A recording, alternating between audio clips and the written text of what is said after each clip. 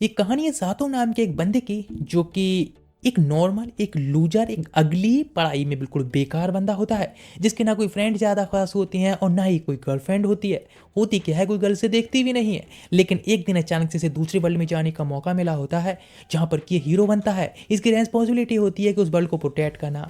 लेकिन ये एक हीरो बना होता है रिंग किंग, जिसको पावर्स तभी मिलेंगी जब वह 5 प्रिंसेस के साथ में मैरिज करेगा और साथ में ही उनके साथ में बेड शेयर करेगा, और तुम जानती हो क्या करना है। और तभी उसको पावर्स मिल पाएंगी उनकी, और जिससे ये वर्ल्ड को प्रोटेक्ट करेगा। और वैसे एक बात बताओ, तुम्हें ये मौका मिले तो क्या करना चाहोगे? अपने वर्ल्ड में वापस आना चाहोगे, और या फिर मुझे कमेंट में इसका आंसर चाहिए अभी के अभी। तो आज हम इसी सीरीज को देखने वाले हैं, और देखने वाले हैं सातों वह क्या करने वाला है उस वर्ल्ड में जाकर, और वह अपनी क्या चॉइस लेता है। तो चलो हम इसी सीरीज को आज देखने वाले हैं। कहानी की स्टार्टिंग होती है और दिखाया जाता है सातों नाम का एक बच्चा, जो कि अपने जंगल में आया होता है, थोड़े पास के ही, जहाँ पर कि वो एक बग को पकड़ रहा होता है, जो कि यहाँ जापान में लोग करते ही रहते हैं। लेकिन उसे अचानक से एक गोल्डन कलर की रोशनी चमकती दिखती है, जिसके बाद वह देखकर शॉक्ड जाता है आखिर वहाँ क्या है, और जिस वजह से वह नीचे तरफ गिर जाता है। लेकिन जब वह नीचे देखता है तो पास में एक बहुत ज़्यादा टेलीपोर्टल टाइप एक गोल्डन कलर की रोशनी चमक रही होती है, जिससे कि एक ओल्ड मैन एक गर्ल के साथ में आए होते हैं, जिसे देखकर शॉक्ड जाता है, सोचता क्या वह कोई एलियन है। लेकिन वह उनसे पूछता आखिर वह, तो वह कहती है, हे डरो मत, इसके बारे में जो तुमने देखा है किसी को मत बताना। वह पूछता आखिर वह कौन है। अपने बारे में बताने की बात तो बताते उसका नाम हेमे है, और उसकी सारी यादों को मिटा दिया जाता है, और एज ए फ्रेंड उसको ऑफर करती है। और वह समझ जाता है कि हाँ बिल्कुल, यादें मिटने के बाद उसको एक रेस्पॉन्सिबिलिटी लगती है कि उस गर्ल को हमेशा उसको प्रोटेक्ट करके रखना है। नेक्स्ट इस तरह से 10 सालें बीत चुकी होती हैं, और वह गर्ल अभी उसके साथ में रह रही होती है, और हाँ, एक ब्यूटीफुल, एक परफेक्ट वाइफ की तरह उसका पूरा ख्याल रख रही होती है, पूरी कमी पूरी कर रही होती है, उसके लिए खाना बनाती है। वह जब जागता है तो शॉक्ड जाता है और कहता है, आखिर हे मैं आज तुम इतने जल्दी कैसे ब्रेकफास्ट बना लिया? वह कहती हाँ, आज से हॉलीडे स्टार्ट होने वाले हैं, तो इसीलिए मैं आज बहुत ज़्यादा एक्साइटेड हूँ। वह भी उसकी तरफ देखता है। अब तक 10 साल बीत चुकी होती है, लेकिन वो उसे एक फ्रेंड की तरह ही मान रहा होता है। लेकिन आज उसे कुछ अलग फीलिंग आ रही होती है। उसके बिग प्लॉट को देखने के बाद उसे कुछ अलग महसूस हो रहा होता है। वह कहता है, वैसे तुम जब से हाई स्कूल में गई हो तुम काफ़ी ज़्यादा बदल चुकी हो। वह कहती है, अगर उसका मतलब क्या है? तो वह कहता है, तुम हाई स्कूल में जाने के बाद अब तुम्हारी जो बॉडी है वह काफ़ी ज़्यादा ग्रो हो चुकी है, और वह बहुत ज़्यादा ब्लश भी करता जा रहा होता है। लेकिन अब हिमे होती है, वो उसकी तरफ अपना हाथ बढ़ाती है, और उसके ओंठों पर जो चावल लगे होते हैं उसको हाथ से साफ करती है, और वह खुद खा जाती है। इस वजह से उसके अंदर का जो ब्लड होता है इतना ज़्यादा खोल जाता है कि कुछ नहीं कह सकते। नेक्स्ट, वे दोनों लोग ही साथ में स्कूल के निकल जाते हैं। लेकिन आज हिमा के ऊपर से उसकी नज़र हटी नहीं रही होती है। उसके गले में जो दो रिंग्स होती हैं उनको देख रहा होता है, और सोचता पास्ट के बारे में। उसने बताया था बहुत पहले कि उसके पास जो दो रिंग्स हैं उनमें से आगे चल के फ्यूचर में जब वह किसी साथ में मैरिज करेगी तो एक रिंग उसको दे देगी। क्या वह उसके साथ में आगे फ्यूचर में मैरिज करना चाहेगा? लेकिन नेक्स्ट प्रेजेंट में जब होता है तो पूछती है, क्या तुम रिंग्स की तरफ देख रहे हो? लेकिन उसके लिए तुम काफ़ी अगली और लूजर हो, तुम काफ़ी वीक हो, तो मेरे हस्बैंड बनने के लायक नहीं हो। नेक्स्ट वैल्यू स्कूल में होते हैं हिमे।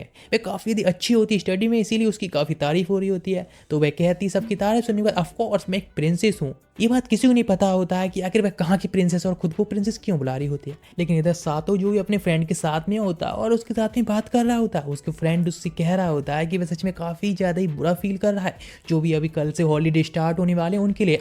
बिकॉज भी एक सिंगल होता है, उसके पास कोई नहीं होता, इसीलिए उसके जो हॉलीडेज हैं काफ़ी बोरिंग जाने वाले हैं। लेकिन मैं सातो उसे काफ़ी जेलस होता है कि उसके पास में हिमी तो है ना, जिसके साथ भी स्कूल आता है और साथ में ही जाता है। तो वह कहता है, हाँ वह उसकी बस एक नेबर है, वह घर के पास में रहती है, इसीलिए हम लोग साथ में ही आते हैं। वह कहता है, कुछ भी हो लेकिन फिर भी तुम्हारे अंदर तो, तुम दोनों के बीच में कोई तो केमिस्ट्री पकड़ी है ना।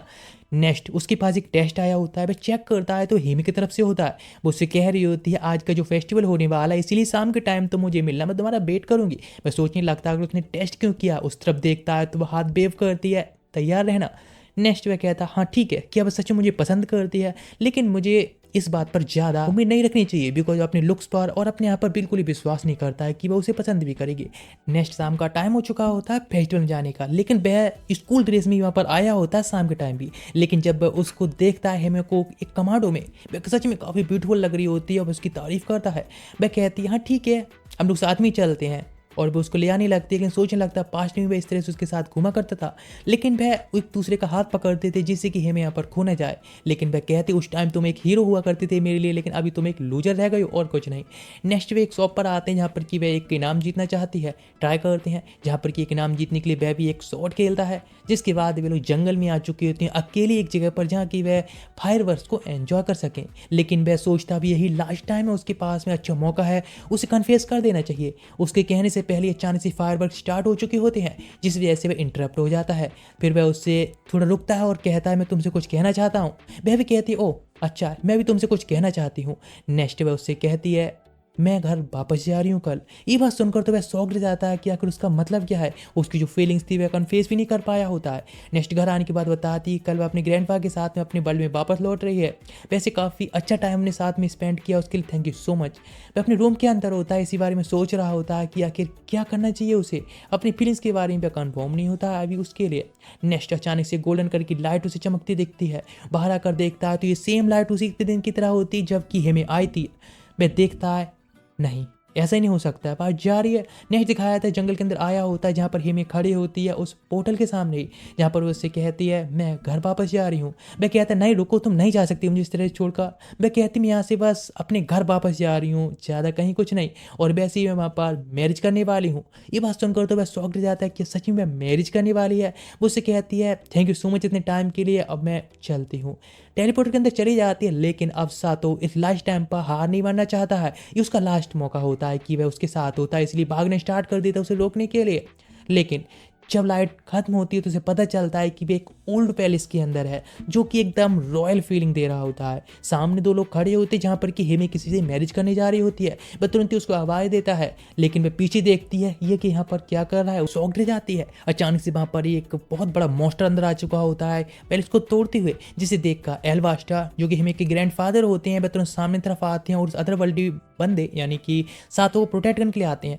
अटैक करने से पहले वह मॉन्स्टर उस पर अटैक करता है, वह दूर जाकर गिरे होते हैं। वह कहते हैं अभी के अभी रिंग ऑफ लाइट को अभी के अभी वह दे दे प्रिंसेस के लिए, जिसे यानी मैरिज के लिए कहते हैं। लेकिन उससे पहले वह सीधे देखती है सातों को और स्पीड से जाकर जंप कर देती है और उसे किस करती है, जिसके बाद वह एक दे देती है उसके लिए। ये देखकर ओल्ड मैन काफ़ी शॉक्ड होते हैं, लेकिन मार्स से जो प्रिंस होता है वह कहता है इसमें कोई दिक्कत नहीं है, वह इससे खुश है।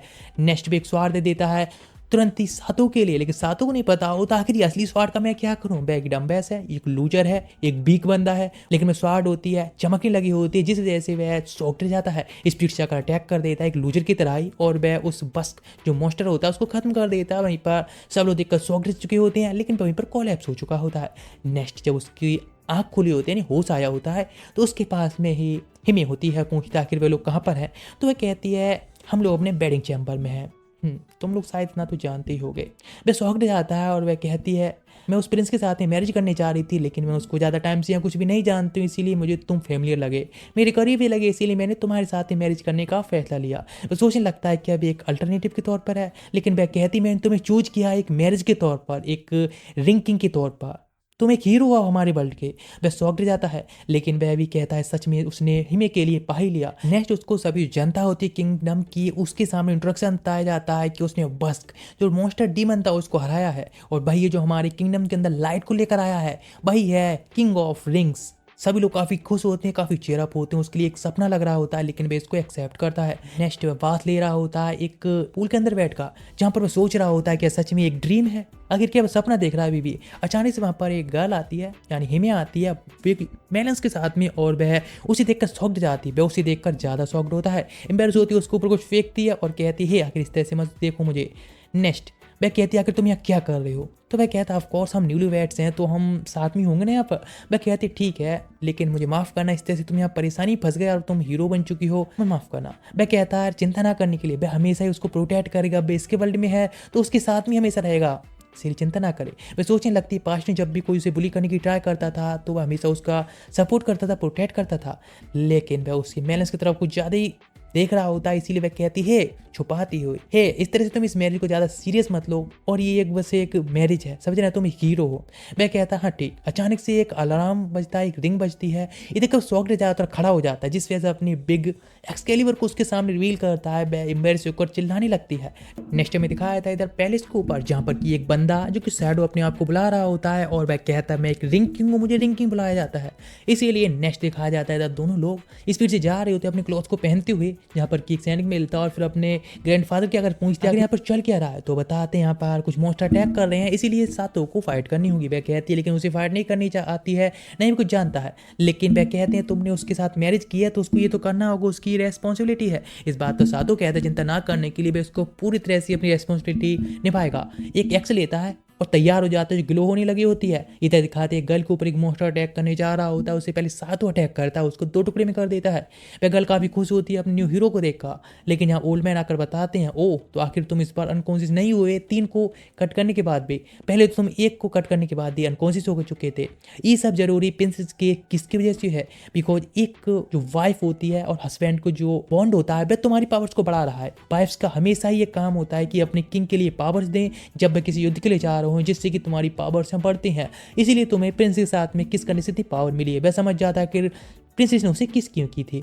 वह कहते हैं अभी मैं तुम्हारे साथ में हूँ थोड़ी तुम्हें हेल्प करने के लिए, यदि तुम्हें एक असिस्टेंट चाहिए इसीलिए। वह सोचता है लेकिन ये ओल्ड मैन मेरी क्या ही हेल्प कर पाएगा। अचानक से ही वहाँ पर शैडो वह बंदा आ जाता है, मिस्टर डरावना, जो कि देखता है कि उस बंदे के हाथ में एक रिंग है, मतलब वही ये किंग ऑफ रिंग है। ओल्ड मैन उसको रोकने की ट्राई करता है, उससे पहले वह अटैक के लिए जाने लगता है। वह ज़्यादा ही भरोसा कर रहा होता है अपनी पावर्स पर, लेकिन ओल्ड मैन बचाने के लिए जाने जा पाए सातों को, उससे पहले ही वह दूर जाकर गिरा होता है। उसका वेपन टूट चुका होता है। वह सोचता है मेरा वेपन तो डिस्ट्रॉय हो चुका है, लेकिन ओल्ड मैन उसके पास आता है, भागते हुए कहता है अबे भागो यहाँ से, यहाँ क्या कर रहे हो। वह काफ़ी ज़्यादा स्ट्रॉन्ग है, ओल्ड मैन भी उसका कुछ नहीं बिगाड़ सकता। लेकिन वह बंदा मिस्टर डरावना यानी शैडो वह अपने 2 मॉन्स्टर्स को समन करता है और डिमंस को भेज देता है उनका पीछा करने के लिए। और दोनों लोग भाग रहे होते हैं और उनके पीछे दोनों मॉन्स्टर्स भी होते हैं। भागते टाइम ओल्ड मैन बता रहा होता है कि मुझे नहीं लगा था एबिस किंग इतने ज़्यादा बड़े और खतरनाक बस के लिए भेजेगा यहाँ पर छोटे मोटे मैटर डील करने के लिए। इस बात तो साधो पूछता कि बंदा है कौन जो इतना ज़्यादा स्ट्रॉन्ग, इतना ज़्यादा पावरफुल है, मैं कुछ नहीं कर पाया उसके सामने। वह बताता है एबिस किंग का भेजा हुआ एक बंदा है जो कि यहाँ पर अटैक करने आया है और जो कि प्रिंसेस के ऊपर खासतौर से अटैक करने आया और रिंग किंग को खत्म करने आया है। वह कहता क्या आखिर हमें अभी नेक्स्ट क्या करना चाहिए, मेरे पास कोई वेपन भी नहीं है। वह कहते हैं ना करने के लिए अभी यहाँ से एस्केप करना ही सबसे ज़्यादा जरूरी है। तो प्रिंसेस की पावर के साथ में और किसके साथ में शायद तुम उसका सामना कर सकते हो, लेकिन अभी तुम काफ़ी अलग हो।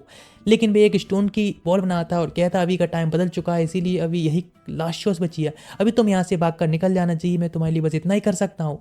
जिनका साथ वो शॉक्ड होता है कि वह अपने आप को सेक्रीफाइस करने जा रहा है। लेकिन वे बेवकूफ़ इतनी ज़्यादा खतरनाक वाली बेवकूफ़ होती हैं कि उन दोनों ने अपने आप को दोनों के बीच में फंसा लिया होता है। बिकॉज पीछे के साइड में भाई शैडो मिस्टर डरावना खड़ा होता है। अचानक से वे सोच खुद आखिर अब हमें क्या करना चाहिए, लेकिन तो ऊपर से मार्च से वह प्रिंस जंप कर देता है और उस क्लॉक के साथ में शैडो में आग लगा देता है। जिसके बाद अब दोनों से कहता है बाहर के साथ एक कैरेज इंतजार कर रही है, तुम लोग यहाँ से अभी कभी स्केप करो। वह कहता है लेकिन ही में वह कहाँ पर है। वह कहने लगता है चिंता ना करने के लिए, वह बिल्कुल सेफ है, अभी तुम यहाँ से निकलो। नेक्स्ट वे लोग भाग जाते हैं इस किंगडम को, अपने किंगडम को छोड़कर।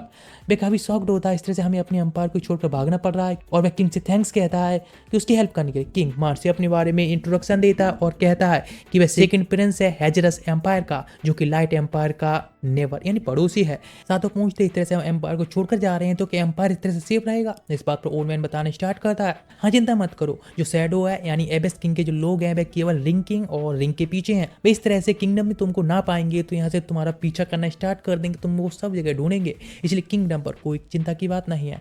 वह शौक होता है, सोचता है शायद उसको कुछ ना कुछ तो करना होगा। वह कहते हैं ये सब पावर ऑफ लाइट को ही देखकर सॉल्व किया जा सकता है। वह कहते हैं ये सब वैसे तुम्हारी गलती तुम्हारी वजह से हो रहा है, बिकॉज तुम एक वीक लिंग हो और कुछ नहीं। वह कहता है कि मैं वीक हूँ कैसे, तो वह कहते हैं ऑफकोर्स तुम्हारे पास में जो पावर्स हैं रिंग की वह काफ़ी यदि कम मात्रा में है, इसीलिए तुम काफ़ी वीक हो। उसके लिए कहता है कि मुझे क्या करना होगा, तो बताते हैं इसके लिए तुम्हें 5 रिंग को इकट्ठा करना होगा। वह कहता क्या, तो कहते हैं हाँ बिल्कुल, तुम्हें 4 और प्रिंसेस के साथ में मैरिज करनी होगी, जिसके बाद में उनकी रिंग्स को लेना होगा, उनके साथ लॉ डेवलप करना होगा, जिसके बाद ही तुम आगे पावरफुल हो पाओगे, पूरी रिंग किंग की पावर को अवॉकन कर पाओगे और तुम एक हर यंग मैन के सपने के तौर पर अपनी लाइफ को जी पाओगे। ये बात सुनकर हेमे थोड़ी शॉक्ड होती है कि साथ तो किसी और के साथ उसे शेयर करना होगा। नेक्स्ट सोने जाने से पहले ओल्ड मैन सभी को बैठाता है और उल्टी स्टोरी बताना स्टार्ट करता है।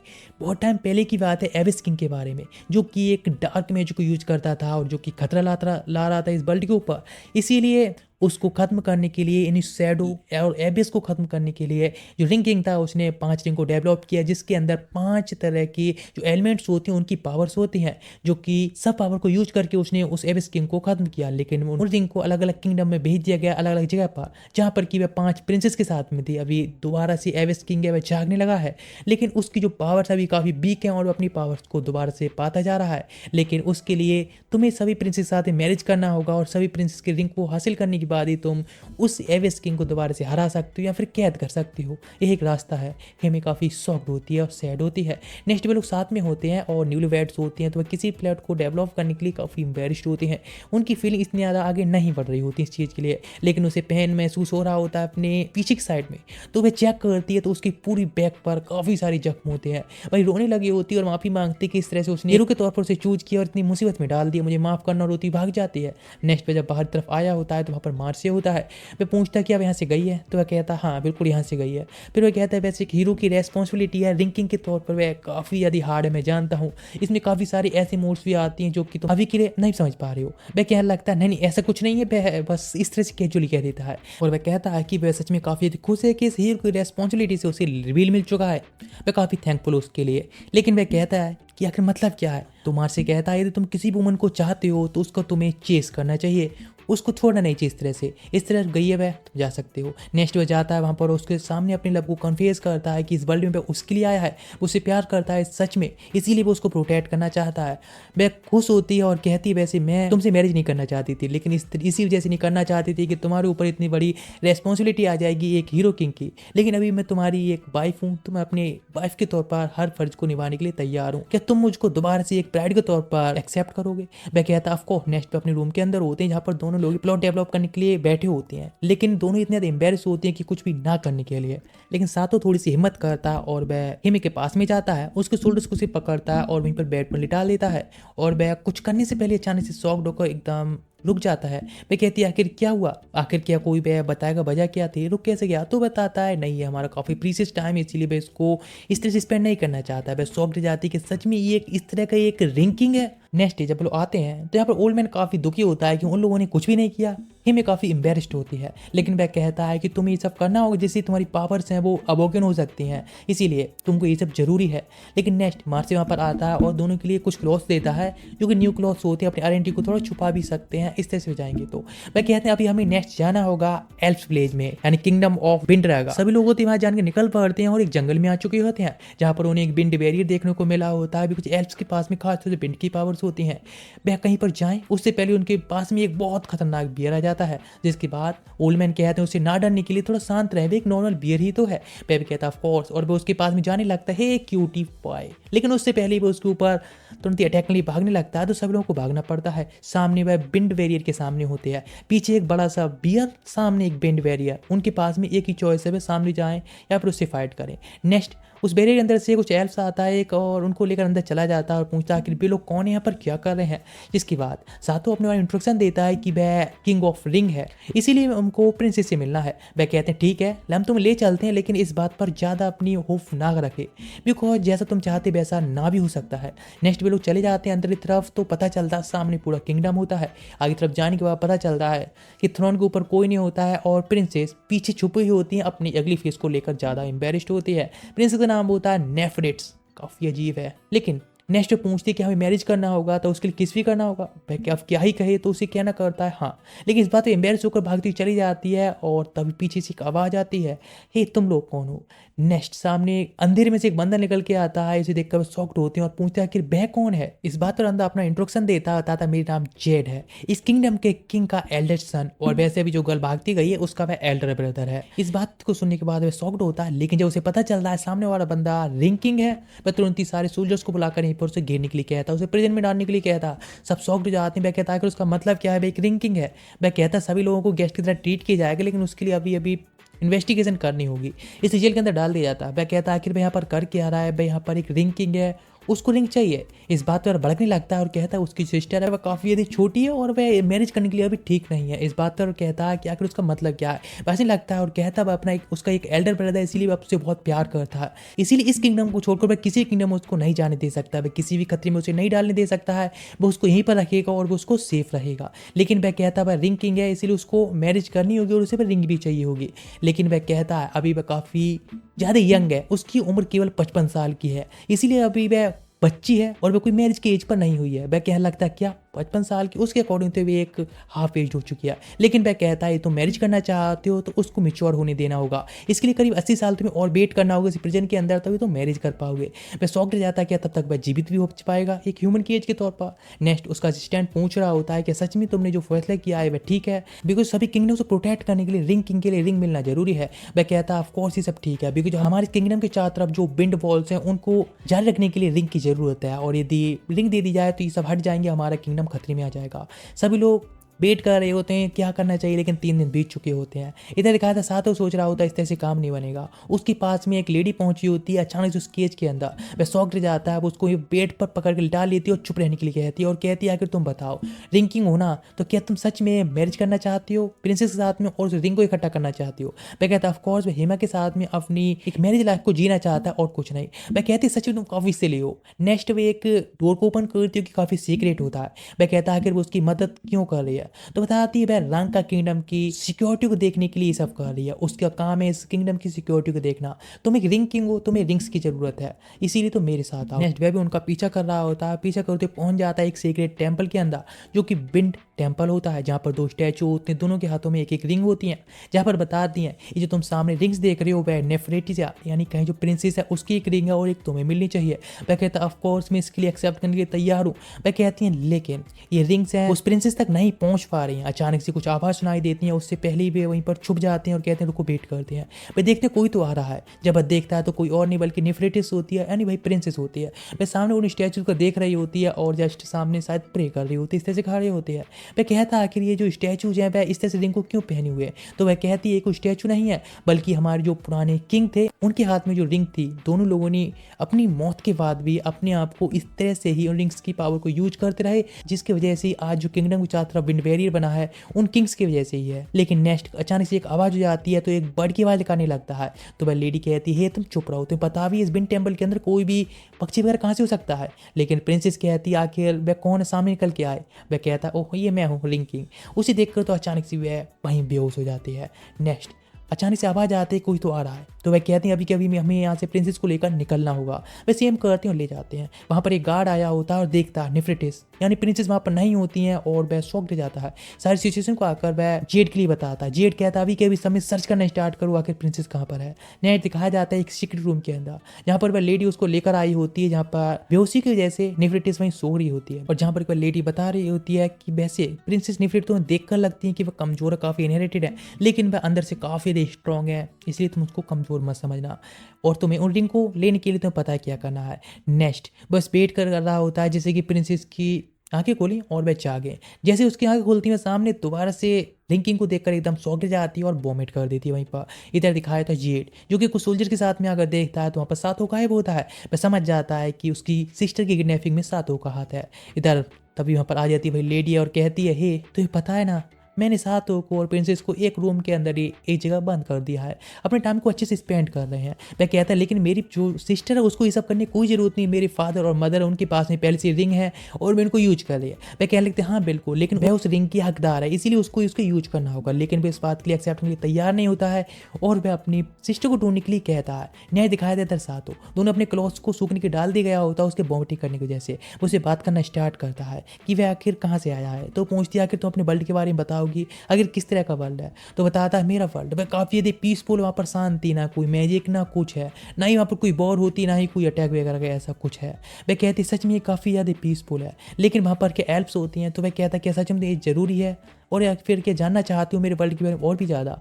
तो वो कहती है, ऑफ कोर्स मैं यहीं पर रहती हूँ। हाँ, मैं बाहर इस वर्ल्ड से जाना चाहती हूँ, इस किंगडम से बाहर देखना चाहती हूँ बाहर के वर्ल्ड को, लेकिन मेरे ब्रदर ने कभी नहीं जाने दिया। मुझे बस बुक्स थी पढ़ने के लिए, और जो कि बस मैंने पढ़ी हैं और फील किया आखिर वर्ल्ड बाहर का कैसा हो सकता है। मैं कहता ठीक है, लेकिन इस वर्ल्ड में आने से पहले मैं भी यही सोचता था कि मैजिक वगैरह आखिर कैसा होगा।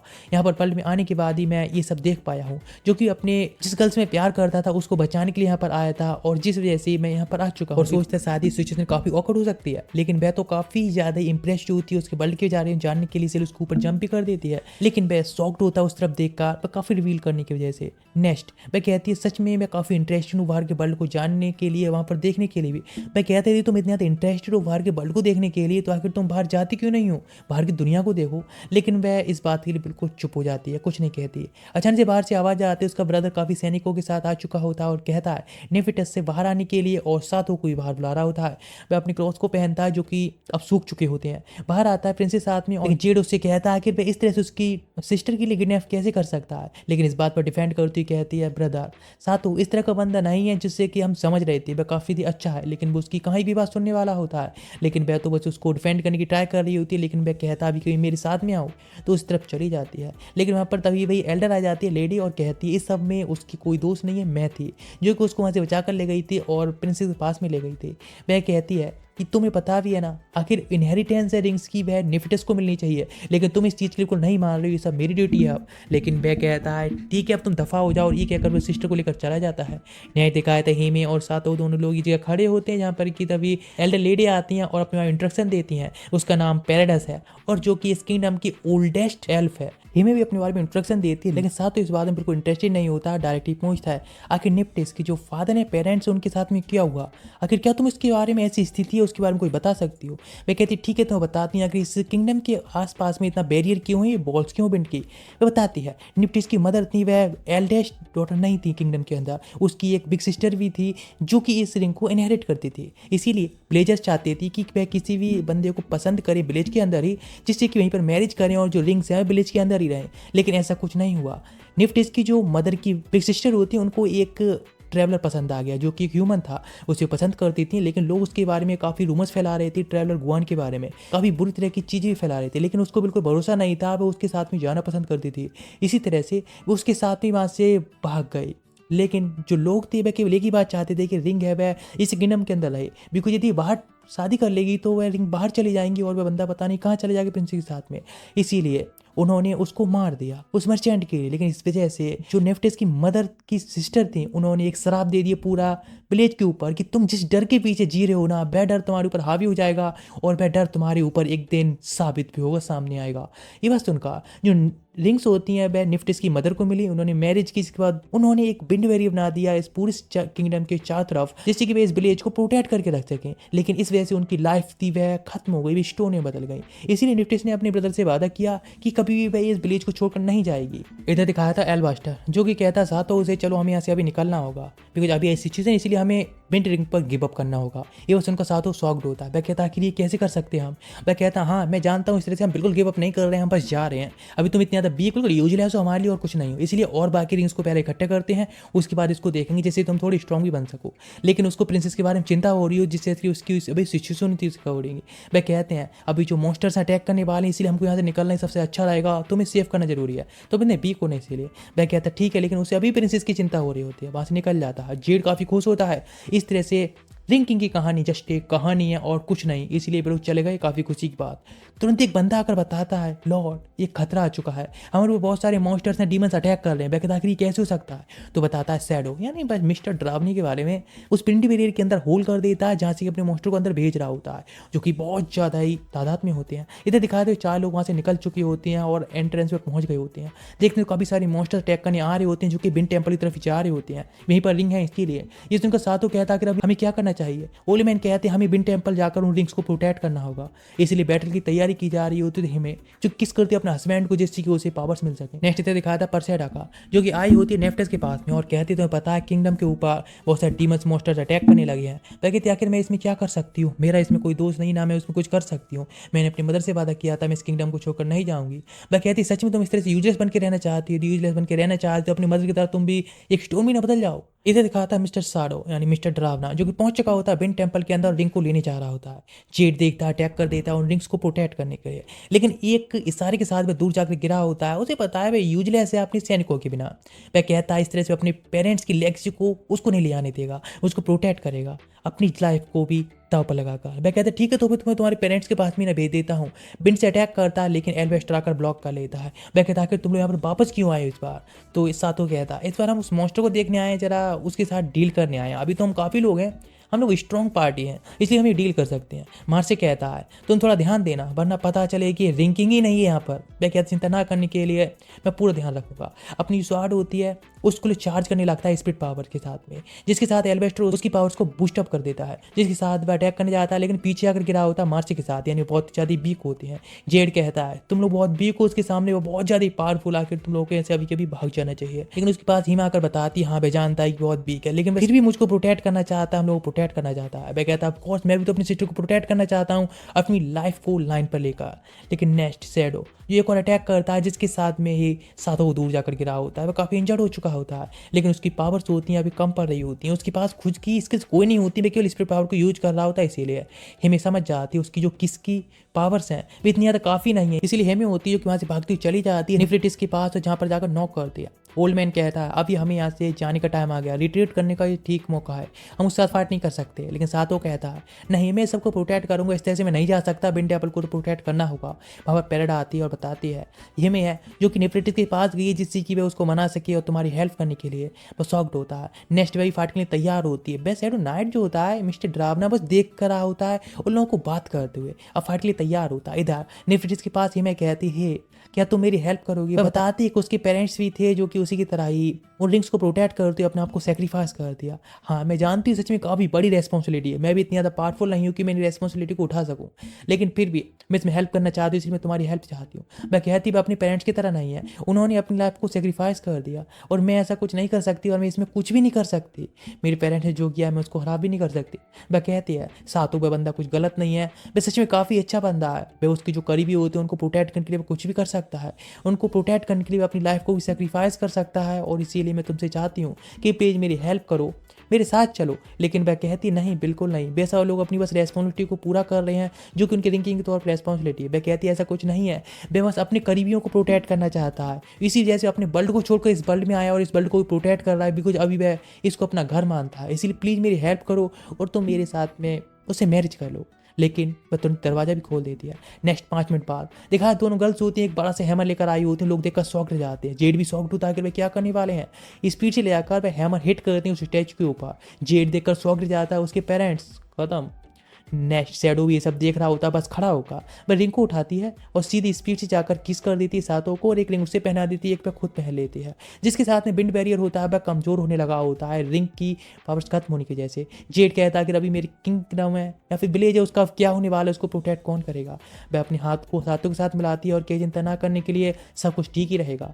विंड और लाइट की पावर जब साथ में आती हैं तो एक लाइट निकलती है जिससे सारे मॉन्स्टर खत्म हो जाते हैं और वह शैडो वह भी अब चिल्लाने लगा होता है दर्द की वजह से, लेकिन स्पीड से जाने लगता है सातों उसके तो अटैक करने को, तो विंड से अटैक करता है लेकिन रिंग से वह रोक लेता है और आप सामने जाकर स्पीड से अटैक करता है उसके मास्क के ऊपर, जिसमें क्रैक्स आ जाते हैं और जिसके साथ में वहीं पर कोलैप्स हो चुका होता है ज़्यादा पावर यूज करने की वजह से। नेक्स्ट जब आंखें खोल कर देखता है तो उसके पास में 2 क्यूट गर्ल्स होती हैं और जो कि वह मैरिज कर चुका होता है, दोनों उसकी वाइफ्स होते हैं।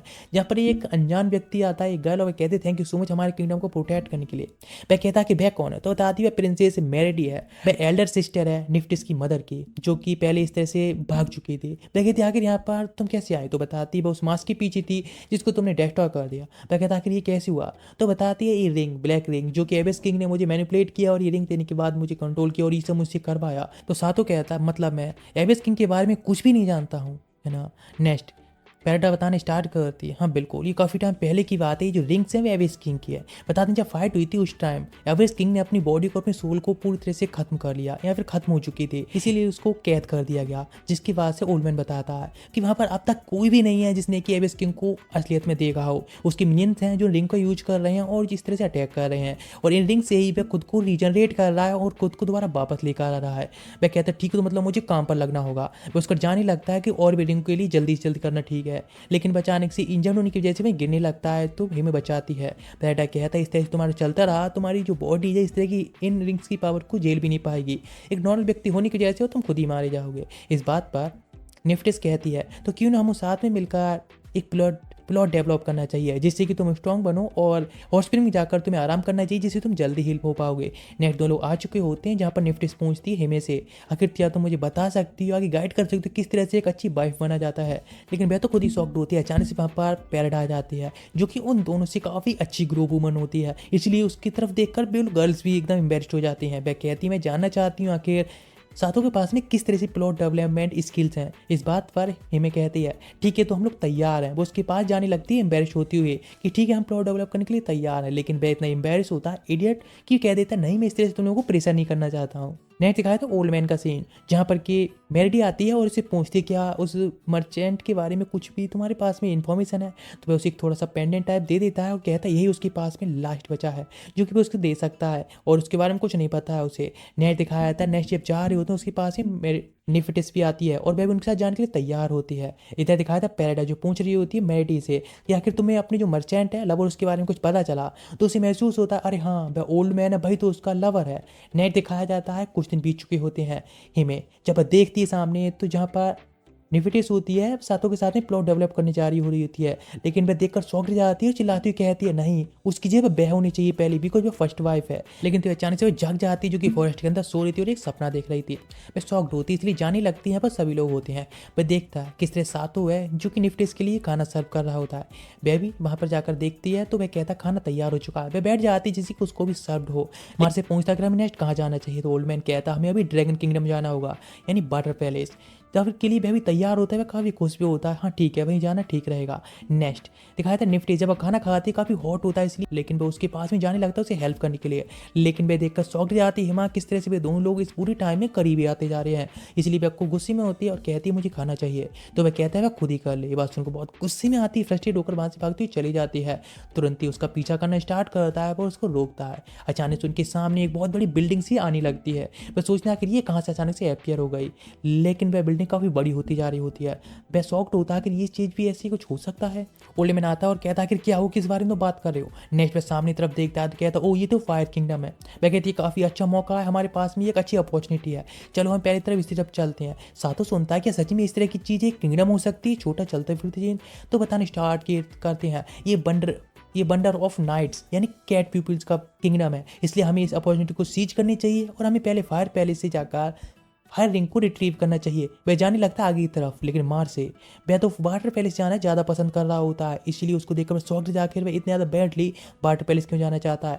लेकिन वह शॉक्ड होता है कि हमें ऊपर किस तरह से चढ़ के जाएंगे। वह आवाज़ देता है ओल्ड मैन क्या हम ऊपर आ सकते हैं। ऊपर से एक सीढ़ियाँ आती हैं जो कि रस्सियों की बंधी होती हैं। ये देखकर तो वह शॉक्ड होता है, लेकिन सबसे ज़्यादा निफ्टिस की हालत ख़राब होती है कि सच में इतने ऊपर वह चढ़कर जाने वाली है, मुझे यहीं पर रहना चाहिए। लेकिन वह एक जेंटलमैन तरह कहता है चिंता मत करो मैं तुम्हारी हेल्प करूंगा, लेकिन हिमे कहती है हे तुम मत करो मैं उसको देख लूँगी चिंता मत करो तुम। नेक्स्ट बिल ऊपर चढ़ना स्टार्ट करती हैं, लेकिन सातो जो कि सबसे नीचे होता है और वह इस मोमेंट को फुल्ली एंजॉय कर रहा होता है। काफ़ी अच्छा सीन। नेक्स्ट बिल ऊपर पहुंच चुके होते हैं जहाँ सब लोग सामने तरफ देखते हैं तो वे देखकर शॉक्ड जाती नेफ्टेस कि ये क्या, ये तो सेम वैसे ही किंगडम है जैसे कुछ ने किताबों के अंदर पढ़ा था, सेम उसी तरह का है। इस बात पर एल्बर्ट बताता है कि यहाँ पर सारे जो लोग हैं वे एक एबियस किंग के टाइम से इस किंगडम को डेवलप कर रहे हैं और अब ये काफ़ी सेफ और काफ़ी अच्छी मार्केट बन चुकी है। लोग हर किंगडम में जाकर इस तरह से व्यापार करते हैं, यहाँ पर बिजनेस करते हैं। वे कहते चलो हम आगे तरफ बढ़ना चाहिए और चिंता मत करो सब सेफ है। लेकिन उनके सामने दोनों जो गर्ल्स होती हैं उनके साथ में आई हुई वह ज़्यादा जल्दी में लग रही होती हैं और मिस्टेकली वे सामने तरफ चली जा चुकी होती हैं और इन्हें ये भी नहीं पता होता है कि बाकी सारे लोग पीछे छूट चुके हैं। लेकिन वे काफ़ी थक चुकी होती हैं इतना चलने की वजह से। तभी उन्हें अचानक से ध्यान आता है कि हमारे पीछे सब लोग हमारा पीछा कर रहे हैं। जब देखते हैं तो वे लोग अकेले आ चुकी होती हैं और डर जाती हैं, इतनी घबरा रही होती हैं आखिर हमें इस अकेले जगह पर इतनी भीड़ जगह पर अकेले क्या करेंगे। लेकिन हिमे उसको शांत करती, चिंता ना करने के लिए कहती है। वहाँ पर एक कैट गर्ल आकर पूछती है क्या हुआ तुम लोग खो गए हो। उससे पहले शक हो रहा होता है। वे कहते हैं ऑफ कोर्स हमें अपने लोगों को ढूंढना होगा। वे कहते हैं तना करने के लिए तुम उधर जाकर अरीना में वेट कर सकते हो, सब लोग वहाँ मिल जाएंगे और वह काफ़ी सेफ जगह है। इधर दिखाया था सातो जिसकी वाइफ्स खो चुकी होती हैं, इसलिए वह काफ़ी डरा हुआ होता है अगर उनको कैसे ढूंढने वाला है। एल्बॉर्ड कहता है चिंता ना करने के लिए, ये किंगडम काफ़ी ज़्यादा सेफ है, इसलिए चिंता ना करे। नेक्स्ट भी लोग सब सामने तरफ जा रहे होते हैं, यहाँ पर कैट गर्ल्स उन तरफ घूर रही होती हैं। तो सातो पूछता है कि ये सब क्या सच में किंगडम सेफ है। इस बात में मार्सी कहते हैं चिंता ना करने के लिए। यहाँ पर जो कैट गर्ल्स होती हैं वे ज़्यादा स्ट्रॉन्गेस्ट बंदे को हमेशा से पसंद करती आई हैं। नेक्स्ट पे गर्ल्स होती हैं सातो को इग्नोर मारकर पहुंच जाती है मार्सी के पास में और वे पहचान लेती हैं जल्दी ये जरूरी भाई फेमस स्वॉर्ड्समैन है। लेकिन इस बात पर मार्सी कहता है इस तरह से मैं तो काफ़ी वीक हूँ, मेरे पीछे जो बंदा खड़ा है सातो उसकी अपेरेंस से मत जाओ, वह काफ़ी ज़्यादा स्ट्रॉन्ग है ना, मुझसे भी स्ट्रॉन्ग है। लेकिन दोनों गर्ल कहाँ भरोसा करने वाली होती हैं और कहती हैं सच में तो मजाक कर रहे हो। एक ह्यूमन सेंस जैसी भी चीज़ होती है, इस वजह से बेचारा पूरी तरह से टूट चुका होता है। लेकिन मार्सी कहता है ज़्यादा और ना तोड़ने के लिए हमें प्रिंसेस के पास मिलने के लिए जाना है, रिंग प्रिंसेस के पास में। वह कहते हैं ठीक, और उसका इनाम लेकर चली गई होती हैं, जहाँ पर वह काफ़ी अभी भी शॉक्ड होता है। नेक्स्ट दिखाया तो सरीना के अंदर, जहाँ पर दोनों गर्ल्स बैठी होती हैं, टाइम को स्पेंड कर रही होती हैं, एंजॉय कर रही होती हैं अपने मील के लिए और वेट कर रही होती हैं उन लोगों के आने का। और निफ्टेस हिमे से कहती है कि तुम काफ़ी हद तक सातो की तरह है। ये बात सुनकर तो बस शॉक्ड जाती है। वह बताती है सातो कितने तक काइंड है, उसी तरह से तुम भी बहुत ज़्यादा काइंड हो। मुझे कुछ इस तरह की फीलिंग आती है कि शायद मैं अपनी मदर और फादर के साथ में हूँ, तुम्हारे साथ मिलने के बाद तुम कितने तक काइंड हो, मुझे प्यार करते हो। वह शॉक्ड जाती है बात सोचने के बाद और कहती है तुम मजाक करी, तो मेरी ग्रैंड मदर की उम्र की होगी एज में देखा जाए तो। मैं कहती मुझे माफ़ करना, लेकिन सच में यही सच है। लेकिन ये देखकर साफ लग रहा है कि तुम जेलस हो, जिससे सातो मेरा ख्याल रखता है ना, तो मतलब तुम उसको प्यार भी करती हो। मैं तो बस उसको एडमायर करती हूँ, लेकिन वह इस चीज़ के लिए एक्सेप्ट कर लेती कि हाँ वह उससे जेलस है इस चीज़ के लिए। वह कहती है ना करने के लिए। इधर तभी अचानक दिखाते एक बंदा यहाँ पर पास में आकर गिरा होता है, तो वे देख के शॉक जाते हैं आखिर यहाँ पर क्या हो रहा है। तो पता चलता है प्रिंसेस ने बंदे को पीटा होता है, जो भी उसको मैरिज के लिए प्रपोज करने आता है वो उसके साथ फाइट करती है और उसको वह इस तरह से ह्यूमिलेट करती है यदि वो स्ट्रॉन्ग नहीं है तो। ये बात जब सातो को पता चलती है हिमे द्वारा, तो वह शॉक जाता है। नेक्स्ट बंदे एक और आया होता है उसे प्रपोज करने के लिए, लेकिन उसने उसको भी आसानी से ढेर कर दिया होता है। और वह कहती है नेक्स्ट कौन है, ग्रेनार्ड। प्रिंसेस चैलेंज करती है और तभी देखता है सातो, चूंकि एक शब्द भी नहीं कह पाता, लेकिन वो उसकी रिंग्स को देखकर पहचान जाती है भाई रिंग किंग है। वह कहती है ठीक है तो नेक्स्ट तुम होना। लेकिन वह अभी भी इतना शॉक में खड़ा होता है और सोच रहा होता है कि क्या सच में ये प्रिंसेस है। उसके सामने उसको पूरी तरह से ह्यूमिलेट होना पड़ेगा। नेक्स्ट स्पीड से जाकर उस पर अटैक करती है और 2 अटैक के साथ में उसको ढेर कर देती है। उसका मुंह अभी भी खुला होता है शॉक की वजह से। वह कहती है सच में इस तरह का बंदा रिंकिंग हो सकता है, उसे बिलीव नहीं हो रहा है। और वह कहती है यदि वह दोबारा से चैलेंज करना चाहता है तो नेक्स्ट ही आ सकता है, उसका वेट करेगी। नेट दिखाया था मार्सी के साथ में वो अपनी स्वॉर्डमैनशिप को अच्छा करने के लिए ट्रेनिंग कर रहा होता है, लेकिन मार्सी कहता है तुम सच में यूजलेस ही हो, तुम्हारी स्वॉर्डमैनशिप स्किल कुछ भी नहीं है। इस तरह से थोड़ी देर प्रैक्टिस करने के बाद वो थक चुका होता है। सभी लोग खाना खा रहे होते हैं, यहाँ जो बंदा होता है बता रहा होता है इस पूरी किंगडम के अंदर कोई भी नहीं है जो कि प्रिंसेस का सामना कर सके। यहाँ तक कि वह भी एक बार फाइट करके हार चुका है, इसीलिए किंगडम में फैसला किया कि वह इस किंगडम से बाहर जाकर सब में ट्रेवल करेगी और वह उस मैन को ढूंढेगी जो कि उसको डिफीट कर सके। इसलिए अपने अपोनेंट को ढूंढ रही है जिससे कि वह मैरिज कर सके। वह सच में शॉक्ड होता है और कहता है कि मेरे पास सच में कोई एक चांस भी है रिंकिंग के तौर पर उसके साथ जीतने का। ओल्ड मैन एल्वास्टर बताता है बिल्कुल नहीं, तुम एक यूजलेस हो और कुछ भी नहीं कर सकते उसके सामने। वह कहता है तो आखिर मैं स्वॉर्डमैन से ट्रेनिंग क्यों कर रहा हूँ जो मेरे पास चांस ही नहीं है। तो वह कहता है ऑफ कोर्स तुम्हारे पास नहीं है, लेकिन तुम्हारे पास जो रिंग्स है उनकी पावर बहुत ज़्यादा ही है, तुम उससे आराम से फाइट में साथ जीत सकते हो। वह कहती है थोड़ा सा चीटिंग नहीं होगी अपनी मैजिक को यूज करना फाइट के दौरान। वह बंदा बताता है मैजिशियन की जो मैजिक होता है वह उसकी मसल्स पावर होती है, मतलब वो खुद का हिस्सा होता है उसका। एल्बास्टर भी कहता है हाँ बिल्कुल, तो उस पावर को यूज करके प्रिंसेस को हरा सकते हो, जिसके बाद तुम उस रिंग को भी ले पाओगे जरूरी है। नेट दिखाया जाता है प्रिंसेस का सीन जो एक फाइट कर रही होती है जहाँ पर सातों पे देख रहा होता है, लेकिन ये देखकर वह शॉक जाता है। एक अटैक के साथ में उसने उस बंदे को ढेर कर दिया होता है अपने अपोनेंट को, और फिर पूरी तरह से और ज़्यादा टूट चुका होता है। वहाँ पर हिमे आती है और अपने लेफ्ट से वो उसका सर रखती है, उसे रेस्ट करने के लिए कहती है, उसको चिरअप कर रही होती है। नेट दिखाया जाता है आया होता है बाथरूम के अंदर जहाँ पर कि वह बात ले सके, लेकिन वहाँ पर मार्च से मिलता है जो वह कहता है ये काफ़ी अच्छा है। वो पूछता है कि सच में मेरे पास कोई चांस भी है प्रिंसेस से जीतने का। वह कहता है नहीं बिल्कुल नहीं, तुम्हारे पास में कोई भी चांस नहीं है कि तुम प्रिंसेस से जीत भी सको, तुम सच में एक यूजलेस लूजर हो, तो इसलिए तुम नहीं जीत सकते। वह कहता है लेकिन आखिर मुझे क्या करना चाहिए प्रिंसेस जीतने के लिए। वहाँ पर एक गर्ल आती है कैट गर्ल और कहती है क्या तुम्हें स्क्रब कराना है। वह कहता है ठीक है यदि क्यूट गर्ल आ रही है तो कोई दिक्कत वाली बात नहीं है, लेकिन अचानक से वहाँ पर एक मसल्स मैन आता है स्क्रब करने के लिए। वह शॉक जाता है, कुछ टाइम के बाद उसकी हालत खराब होती है। अचानक से वहाँ पर प्रिंसेस आ जाती है गैरनार्ड, साथ ही देखकर शॉक्ड जाता है। वह अपने प्लॉट को रिवील करती है, कहती है उसे स्क्रब करने के लिए बैक पर, लेकिन वह शॉक्ड होता है और भी ज़्यादा ही देखकर। वह कहता है सच में वह करेगा, उसने आज तक किसी वुमन को इस तरह से टच भी नहीं किया है। वह कहती है तुम इस तरह से यूजुअली ऐसा मेरे सामने फाइट में, तो इसीलिए तुम्हारे हाथों को कुछ तो यूज आना ही चाहिए ना। वह कहता है ठीक है भाई क्या ही कर सकता है। वह उसे स्क्रब कर रहा होता है तो कहती है मैं सच में काफ़ी थक चुकी हूँ लोगों से फाइट करते करते उन्हें हराते हराते। मैं एक प्रिंसेस हूँ, एक रिंग क्वीन, रिंग प्रिंसेस हूँ, इसलिए तुम एक रिंग किंग हो और मैं तुम्हें एक मौका भी देना चाहता हूँ। मैं सच में तुम्हें सपोर्ट कर करती हूँ, इसीलिए तुमको फाइट करनी चाहिए मुझसे और मुझे हराना चाहिए, जिससे कि तुम इस रिंग को ले सको, मेरे साथ मैरिज कर सको और इस प्लॉट का एंजॉय कर सको डेली ही। वह कहती है मैं तुमको पूरा सपोर्ट करूंगी, लेकिन मैं तुमसे रियल बैटल में हारना चाहती हूँ और अपना पूरा बेस्ट देने वाली हूँ तुम्हें हराने के लिए। नेक्स्ट सातो भी काफ़ी एक्साइटेड होता है और अब वह भी अपना पूरा बेस्ट देने वाला होता है, इसीलिए अब वह ट्रेनिंग कर रहा होता है, लेकिन स्वॉर्डमैनशिप नहीं बल्कि मैजिक की भी ट्रेनिंग करना स्टार्ट कर चुका होता है। इस तरह से जब नेक्स्ट जगह होता है तो उसकी बॉडी अब काफ़ी ज़्यादा अच्छा फील कर रही होती है कल से तो, लेकिन ये देखकर शॉक जाता है उसके ब्लैंकेट के नीचे नेफिटिस होती है। वह कहता है कि यहाँ पर वह कितने टाइम से थी, तो कहती है वह फुल टाइम पूरे टाइम पे यहीं पर थी, लेकिन वह कहती है तुम्हारी बॉडी अब पूरी तरह से रिकवर हो चुकी है और रिंग्स की पावर की वजह से। वैसे तुम काफ़ी यदि हार्ड वर्क कर रहे हो, तुम बहुत ट्रेनिंग कर रहे हो, अपनी बॉडी को काफ़ी हार्ड भी कर रहे हो, जिससे कि तुम प्रिंस को हरा सको, राइट। वह कहता है हाँ बिल्कुल मैं पूरा बेस्ट दे रहा हूँ, लेकिन फिर भी मेरे पास कोई चांस नहीं कि मैं उसको हरा पाऊंगा। वह कहते हैं ना करने के लिए वह रिंग्स की पावर को यूज करे, उस जो रिंग्स की पावर्स हैं वो उसको मिली हैं बिकॉज उसकी पावर्स हैं। उसको मैरिज करने के बाद, फायर प्रिंसेस से मैरिज करने के बाद तुम्हें वह भी रिंग मिल जाएगी, इसलिए कोई भी तुमसे कुछ नहीं कहने वाला है, वह भी तुम्हारी रेस्पेक्ट करने वाले है। वह भी सोचता है हाँ शायद यही सच है, उसको भी ये करना चाहिए। वह भी कहते हैं ना करने के लिए और इसमें पूरा बैठ देने के लिए। वह भी कहता है ठीक है और वहाँ से चला जा चुका होता है, वह बस देखती रह जाती है। नेक्स्ट डे दिखाया जाता है ट्रेनिंग का, जहाँ पर मार्सी के साथ वो ट्रेनिंग कर रहा होता है। अभी उसकी थोड़ी अच्छी हो गई होती है, एक पावरफुल अटैक करता है। मार्सी भी शॉक्ड हो जाता है और कहता है सच में तुमने जो अटैक किया था वो भी काफ़ी पावरफुल था, इस अटैक के साथ में तुम काफ़ी अच्छा कर सकते हो। वह कहता है क्या मेरे पास में कोई चांस है प्रिंसेस से जीतने का, तो वह कहता है नहीं, मिलियंस में एक चांस भी नहीं है, एक इम्पॉसिबल है तुम्हारे लिए। वह शॉक्ड हो जाता है। वह कहता है लेकिन फिर भी तुमने जो मूवमेंट दिखाई थी, अभी मूव किया था, वह काफ़ी अच्छा है, जिसको यूज करके साथ तुम उसको थोड़ा बहुत तो हट कर सकते हो और पीछे तरफ हटने पर मजबूर कर सकते हो। इस तरह के मूव्स तुम्हें और भी डेवलप करने चाहिए और तुमको अपनी मैजिक पावर को भी यूज करना चाहिए फाइट के दौरान, जिससे कि तुम इस मूवमेंट्स को और भी ज़्यादा स्ट्रॉन्ग बना सको। लेकिन वह इस तरह से नहीं दिखाना चाहता है कि वह रिंग्स की पावर्स पर डिपेंड है, मैजिक गिव चेक बनकर नहीं रहना चाहता है, वह अपनी असली में एक स्वाद के तौर पर हराना चाहता है उसे, वह यही चाहता है। लेकिन दिखाया जाता है हेमे जो कुर्सी सब देख रही होती है, यहाँ पर दो गर्ल्स और होती हैं जो बात कर रही होती हैं। सच में प्रिंसेस ने उसको अपनी बॉडी टच करने का मौका दिया, ये बात ही उसके कानों में गई होती है और वह शॉक्ड जाती है। तो आखिर उसे पता चला होता है कि प्रिंसेस ग्रेनाइट ने उसको अपनी बैक को स्क्रब करने का मौका दिया था। वह कहती लेकिन फिर भी क्या उसने ग्रेनाइट की बॉडी को टच किया था। वह सोचने लगती है अपने बारे में कि उसके साथ में प्लॉट डेवलप करेगी तो, लेकिन वे एम्बेरस होने लगती है और कहते नहीं, और वह सोचती शायद इस चीज़ को उसे एक्सेप्ट कर लेना चाहिए कि सातों और गर्ल्स के साथ में भी शेयर होने वाला है।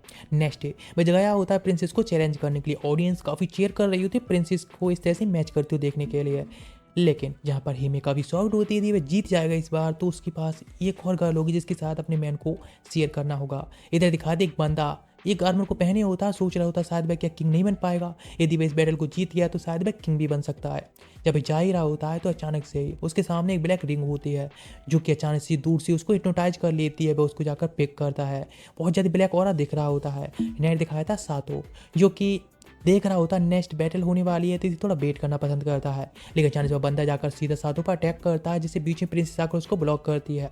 वह एक मैजिक को यूज करने लगता है और काफ़ी सारे बस्क्सो समन करने लगता है, यानी मोस्टर समन कर लेता है जो अटैक करने को तैयार होते हैं। ऊपर से भी एक गर्ल आती है और अटैक कर देती है। वे लोग इस चीज़ के लिए भी पहले से ही प्रिपेयर्ड होते हैं, इसलिए सब सोल्जर्स तैयार होते हैं और कहते हैं सभी प्रिपरेशन ठीक ठाक है, सब कुछ हम आसानी से सॉल्व कर लेंगे। सभी लोगों को वहाँ से एवैक्यूएट किया जा रहा होता है। अभी नेक्स्ट बारी होती है उस मोस्टर होता है उसको डील करने के लिए, इसीलिए प्रिंसेस अपनी स्वाड मांगती हैं, असली स्वाड, जिसके साथ में फाइट के लिए तैयार होती हैं और कहते हैं कि मुझे एक ऐसा अपोनेंट मिल गया जिससे कि मैं ठीक से फाइट कर सकती हूँ। सब लूजर्स थे, अटैक करने से पहले ही उसकी जो स्वाड होती है मेल्ट हो चुकी होती है, लेकिन ये देखकर तो वह शॉक्ड जाती है। सातो कहता है उससे पहले मुझे उस फायर के साथ में डील करना होगा।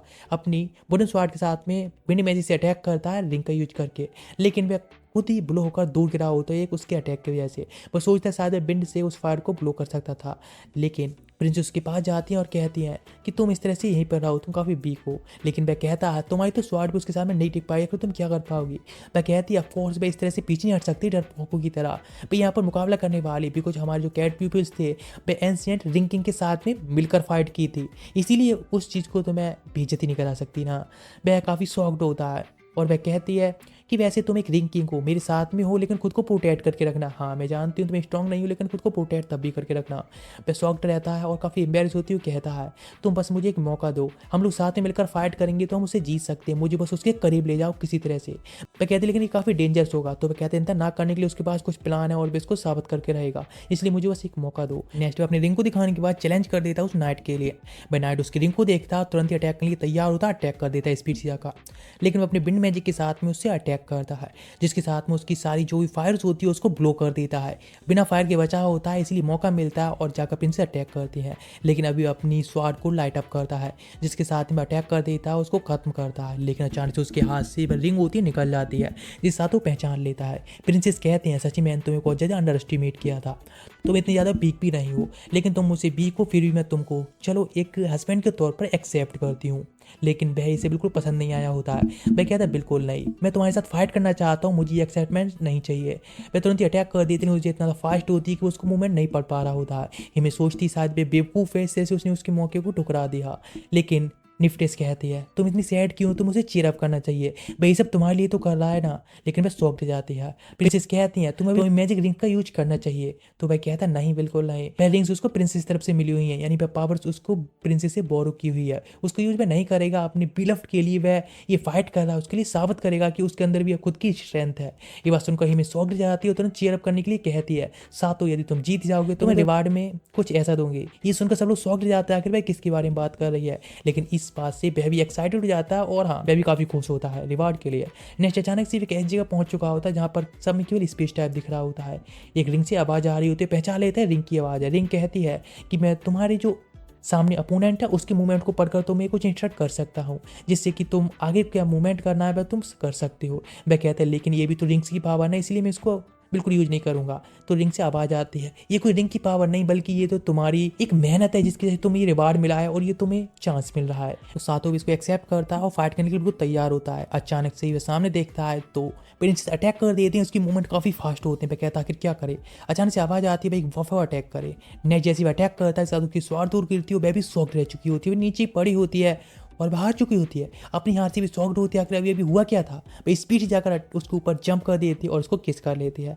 अपनी रिंग उसको पहना देती है और कहती है वह उसको अपनी हस्बैंड के तौर पर एक्सेप्ट करती है। वह काफ़ी अधिक खुश होती है, इसीलिए वो उसको दोबारा से किस करती है। सब लोग ये देखकर शॉक्ड जाते हैं, आखिर वे लोग क्या करें अरीना के अंदर, ये थोड़ा ज़्यादा नहीं हो रहा है। नेक्स्ट पर नाइट में उसके लिए ऑफर करती है लेकिन उसको मना कर देता अभी के लिए। नेक्स्ट पर गया होता है हेमे के पास में, जहाँ पर के वो उसके साथ कुछ कल्चर डेवलप करने के लिए होता है। उससे पहले वहाँ पर थक चुका होता है, इसीलिए वहीं पर सो जाता है।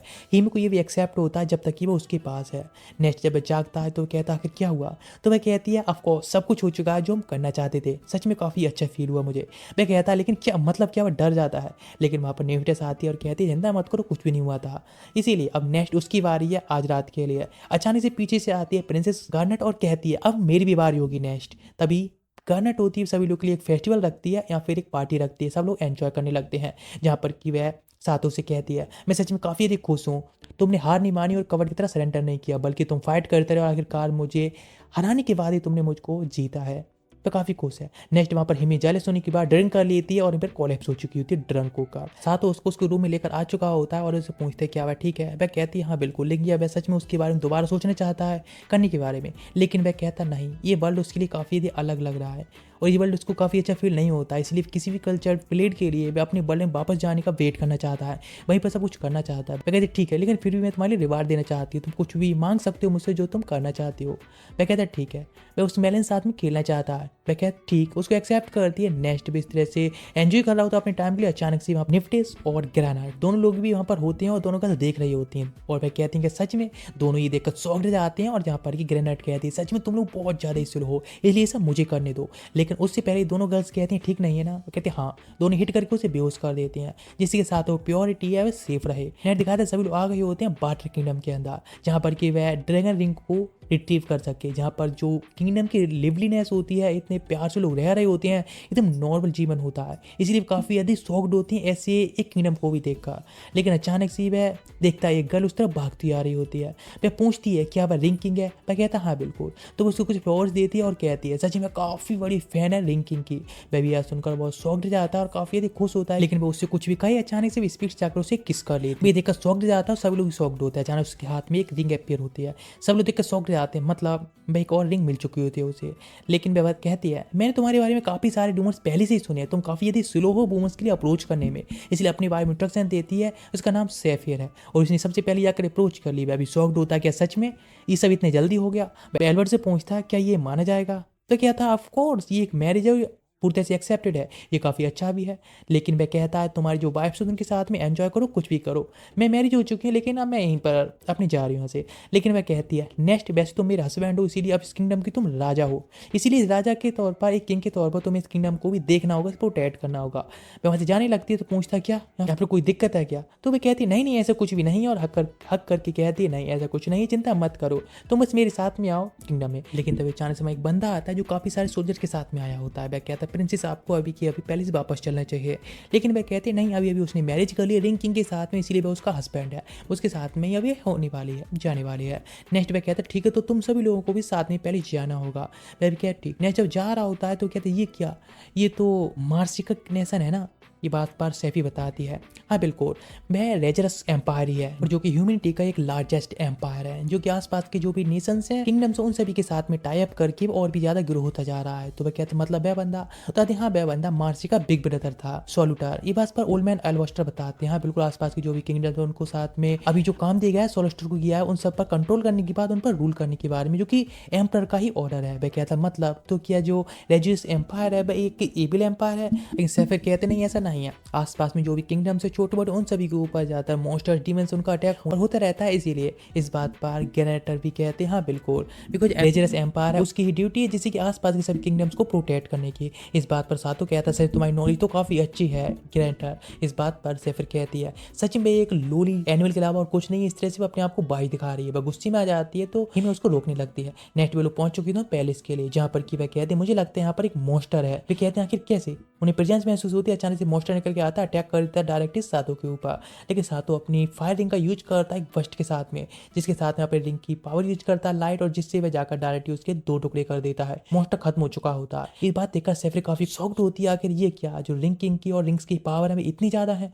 इस बात पर सोल्टर भी सोचता है सच में ये तो एक फेरी टेल्स की एक कहानी थी ना बस। नेक्स्ट लोग पहुंच चुके होते हैं किंग के सामने, जहाँ पर कि सेफर होती है अपने फादर को बताती है कि उसने मैरिज कर ली है रिंग किंग के साथ में, और अपनी जो रिंग है वह भी दे दी है रिंग किंग के लिए, इसलिए आपको उसको एक्सेप्ट करना होगा मेरे हस्बैंड के तौर पर भी। इस बात पर कुछ नहीं कह रहा होता, सोल्टर कहता है इस तरह से यूजलेस तरह मत बैठे रहो, कुछ तो कहो। वह कहता है क्या सच में, वे बहुत ज्यादा डरता रहा होता है, अजीब तरह का बिहेव कर रहा होता है, तुमने रिंग किंग को रिंग दे दी, आखिर अभी हमारे किंगडम का क्या होने वाला है, रिंग किंग की वजह से हमारे ऊपर एक बहुत बड़ा डिजास्टर आने वाला है, रिंग किंग को हमारे किंगडम के अंदर आना ही नहीं चाहिए था। वह बहुत बियर्डली कर रहा होता है, जो कि काफी अलग बेकार लग रही होती है। लेकिन तभी एक लेडी ऑरेकल उसको लेकर चली जाती है। उसे देखने के बाद सातो पूछता है कि अब उसकी मदर है, तो वो कहती नहीं, बस एक लेडी जो कि उसके साथ में फादर ने जब से रहना स्टार्ट किया है वह इस तरह से एक यूजलेस बन चुकी है। पहले वह एक बाइकिंग हुआ करते थे, लेकिन अभी नहीं, वह अभी काफी बदल चुकी है उस लेडी के साथ में रहने की वजह से।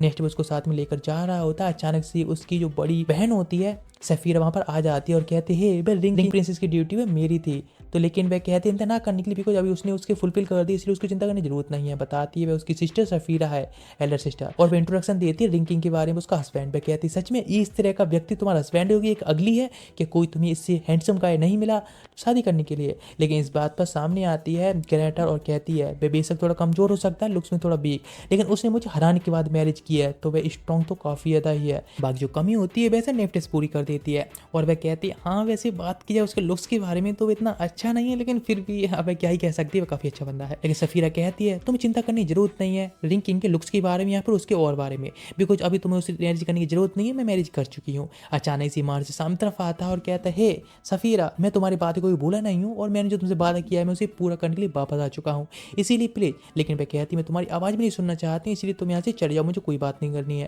मैं शौक रह जाता है, लेकिन सैफिर कहती है हे तुम सच में एक यूजलेस हो, एक लूजर के अलावा और कुछ नहीं हो, इस तरह से तुम यहाँ पर अभी भी खड़े हो। वह तुरंत वहाँ से भागते हुए चला जाता है, सफीरा के पीछे। साथ पूछता है क्या इसी वजह से मार्च यहाँ पर आने के लिए इतना एक्साइटेड हो रहा था और जल्दबाजी कर रहा था। कहती है हाँ ये काफ़ी पुरानी बातें हैं, बिकॉज वे दोनों पहले लवर्स रह चुके हैं। वे बताना स्टार्ट करती है पास्ट की स्टोरीज के बारे में, जहाँ पर कि हेजर्स एम्पायर था जो कि सेटिस्फाइड नहीं था ह्यूमन टेरिटरी को ही कब्जा करने के बाद। वह इस तरह से बाटर किंगडम पर अटैक करता है, लेकिन बाटर जो क्लैन था वह काफ़ी ज़्यादा स्ट्रॉन्गेस्ट है, उसको नहीं हरा पाया, इसलिए उसने एक अपने प्रिंस को भेज दिया जिससे कि यहाँ पर वे एक फ्रेंडली कॉन्ट्रैक्ट बनाकर रख सकें। लेकिन असलियत में उसने उसको स्पाई के तौर पर भेजा था, लेकिन यहाँ की प्रिंसेस थी उसके सफीरा के साथ में उसके रिलेशन काफ़ी अच्छे हो गए और वो उससे प्यार करने लगा, और अपने एक स्पाई के तौर पर उसने अपनी जो ड्यूटी थी एम्पायर के लिए पूरी नहीं की, इसीलिए एम्परर ने उसको वापस बुला लिया। लेकिन कुछ मंथ बाद एक मैसेज आया जिसमें कि मार्च ने लिखा था कि वह रिंग किंग बनने जा रहा है एम्पर के ऑर्डर पर, जिसके बाद वो उसके पास आकर मैरिज कर सकता है उससे।